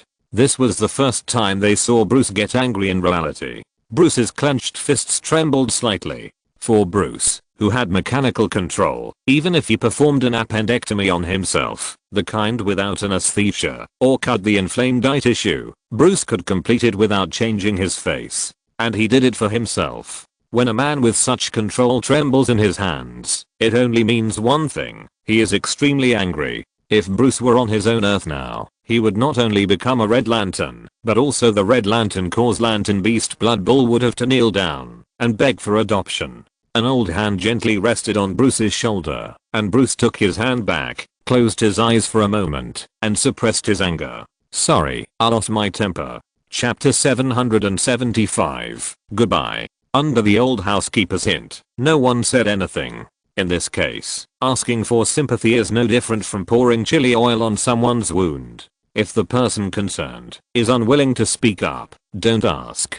Especially under the hint of someone who knows the situation. "What? We are watching a video. We didn't see anything. The table in the screening room is not working. How come it collapsed by itself without anyone touching it?" The video continues. Maybe what the old stinky fish said makes sense. How many more people have to die in your arms before you become numb to death? Batman walked up to the Joker with an expressionless face and said calmly, "You are not cautious at all. How many pairs of dead eyes do you have to look into before you are completely heartbroken? My heart is already dead, but even I have a bottom line." Batman's expression and voice have begun to fluctuate. "If you dare to cross that line, I swear." Looking at the excited Batman pointing his finger at himself, the Joker pretended to be fearful and said, "What will you do, Bruce? Kill me?" "You won't kill me. I'm your best friend. Besides, who will play with you if I die? Anyway, you need me. You need me to help you restore this world created by her sacrifice. Poor Lois, she suffered too much." The Joker continued his high-sounding speech and inadvertently stated some facts. "I often wonder how many of you in parallel worlds have destroyed the world just because, honestly, you just don't have the guts to let yourself die. That's why." The Joker looked at the dazed Batman and continued, "I'm more mature and stable than you." With a light snap of his fingers, a faded playing card appeared between the Joker's two hands. That was a Joker's trump card. I really couldn't tell whether it was the big king or the small king. The Joker handed the trump card to Bruce. "Let's call a truce, Bruce." Ha ha ha ha. The Joker laughed sharply. "As long as you have this card in your hand, we'll call a truce. But if you just tear it in half, I'll be happy to talk to you about why you sent that Wonder Boy, Robin." The Joker kept saying these words at an increasingly fast pace, and then he suddenly stopped and said the last few words with his steel teeth. "Do what a man should do. I remember." Strange said, "There was a detail in the future picture that Cyborg saw before that I overlooked. Now I think I shouldn't have done that. There's no reason for the screening room to put a useless playing card torn in half into such an important picture. So in one of the timelines, the Joker and I broke up. Bruce's voice returned to calm. Loki was different from the others who didn't dare to ask more. He really dared to say, what special abilities does the Joker have, the same as Deadpool? No.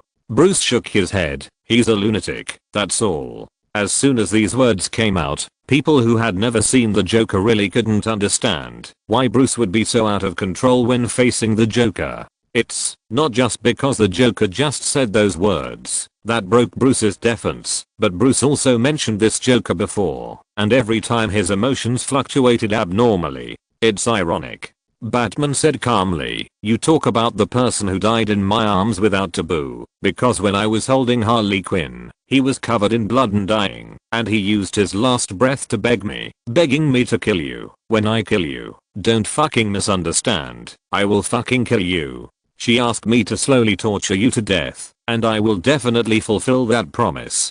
Batman suddenly pulled out the Joker's trump card, leaving the Joker who was broken in defense to keep the previous action in place. The Joker's body trembled, and his bright red lips silently recited Harley Quinn's name. You're really good at maneuvers. You almost fooled me. The Joker has many kinds of laughter, one of which is called forced laughter. He was surprised that Batman would kill people, and he was even more unwilling to believe that Harley Quinn was dead. Where are we going? After watching Batman and the Joker break each other's defense, Cyborg asked. He will never expect it. Listening to the Joker's strange laughter behind him, Deathstroke asked helplessly or sarcastically, do you still think it's a good idea to bring him? Batman asked back, what do you think? Cyborg's reconnaissance system suddenly started. He said, he found us. Who? There can only be one person who can make them so alert. Superman. Everyone quickly entered a state of preparation. Cyborg threw away the windbreaker used for covering, and the Gatling gun behind him, and the laser cannon in his hand quickly aimed. The Flash's body flashed with ox, and the Speed Force was ready to start at any time. Mera held the trident, and the 2 buckets of water beside her were already open, ready to perform water magic at any time. The Joker yawned, and began to laugh, and watch the show. Batman turned his head and looked. The wind and sand were blowing everywhere but could not cover the figure of the man. Clark Kent. Superman. At this moment, he changed into the red and blue battlesuit again, and at this time he no longer thought that the Earth was his home. Superman. Yes. The nightmare in the Batcave before was that Bruce dreamed that he was killed by Wasteland Superman. Is this the Wasteland Doomsday? No, it always feels a bit flawed. Mera said she wanted to find him. Who is he? In our opinion, Arthur died at the hands of Darkseid, but Mera's meaning is more like pointing to Superman. The Joker mentioned different parallel universe timelines. Could it be that only Batman and the Joker can work together to travel through the timeline? There is another very important person, the one who directly broke the Joker's defense when Batman said her name, Harley Quinn. Bruce woke up from the bed in the cabin by the lake. He was tired and thin because he consumed too much energy fighting the demons. He walked to the lake. The morning sun rose, and Bruce Wayne calmly walked out to greet a guest who had no appointment. What can I do for you? Isn't that the alien who turned into Martha and then into Swanwick? Why did this guy suddenly appear here? And judging from Bruce's expression, he doesn't seem to be very surprised. You must know that Darkseid will not let the Earth go. The anti-life equation is here, and we have to find it before him. A war is about to come, and I'm here to help. Sorry, who are you? I have many names and many forms. And like you, I find myself taking on a responsibility for this world, and now it's my turn to fight for it. Bruce looked sleepy, but he still said, okay, we definitely need help, and I'm glad you're here. I never thought that the Guardians of the Earth would one day join forces to fight, and it's all thanks to you, Bruce. Your parents will be proud of it. These words seemed to speak to Bruce's heart at the moment. Bruce nodded and replied, I hope so. Contact me another day. By the way, someone calls me Martian Hunter. Justice League 1 end. This screening ends here. See you next time, everyone. I have finished the 6th volume, but not the 5th. Smalu smalu. End of this chapter. Thank you very much for reaching the end. Don't forget to like. Looking for more exclusive content and immediate access? Subscribe to our Patreon. Remember, every like, subscription, or donation encourages us to continue. Thanks to everyone. See you in the next video.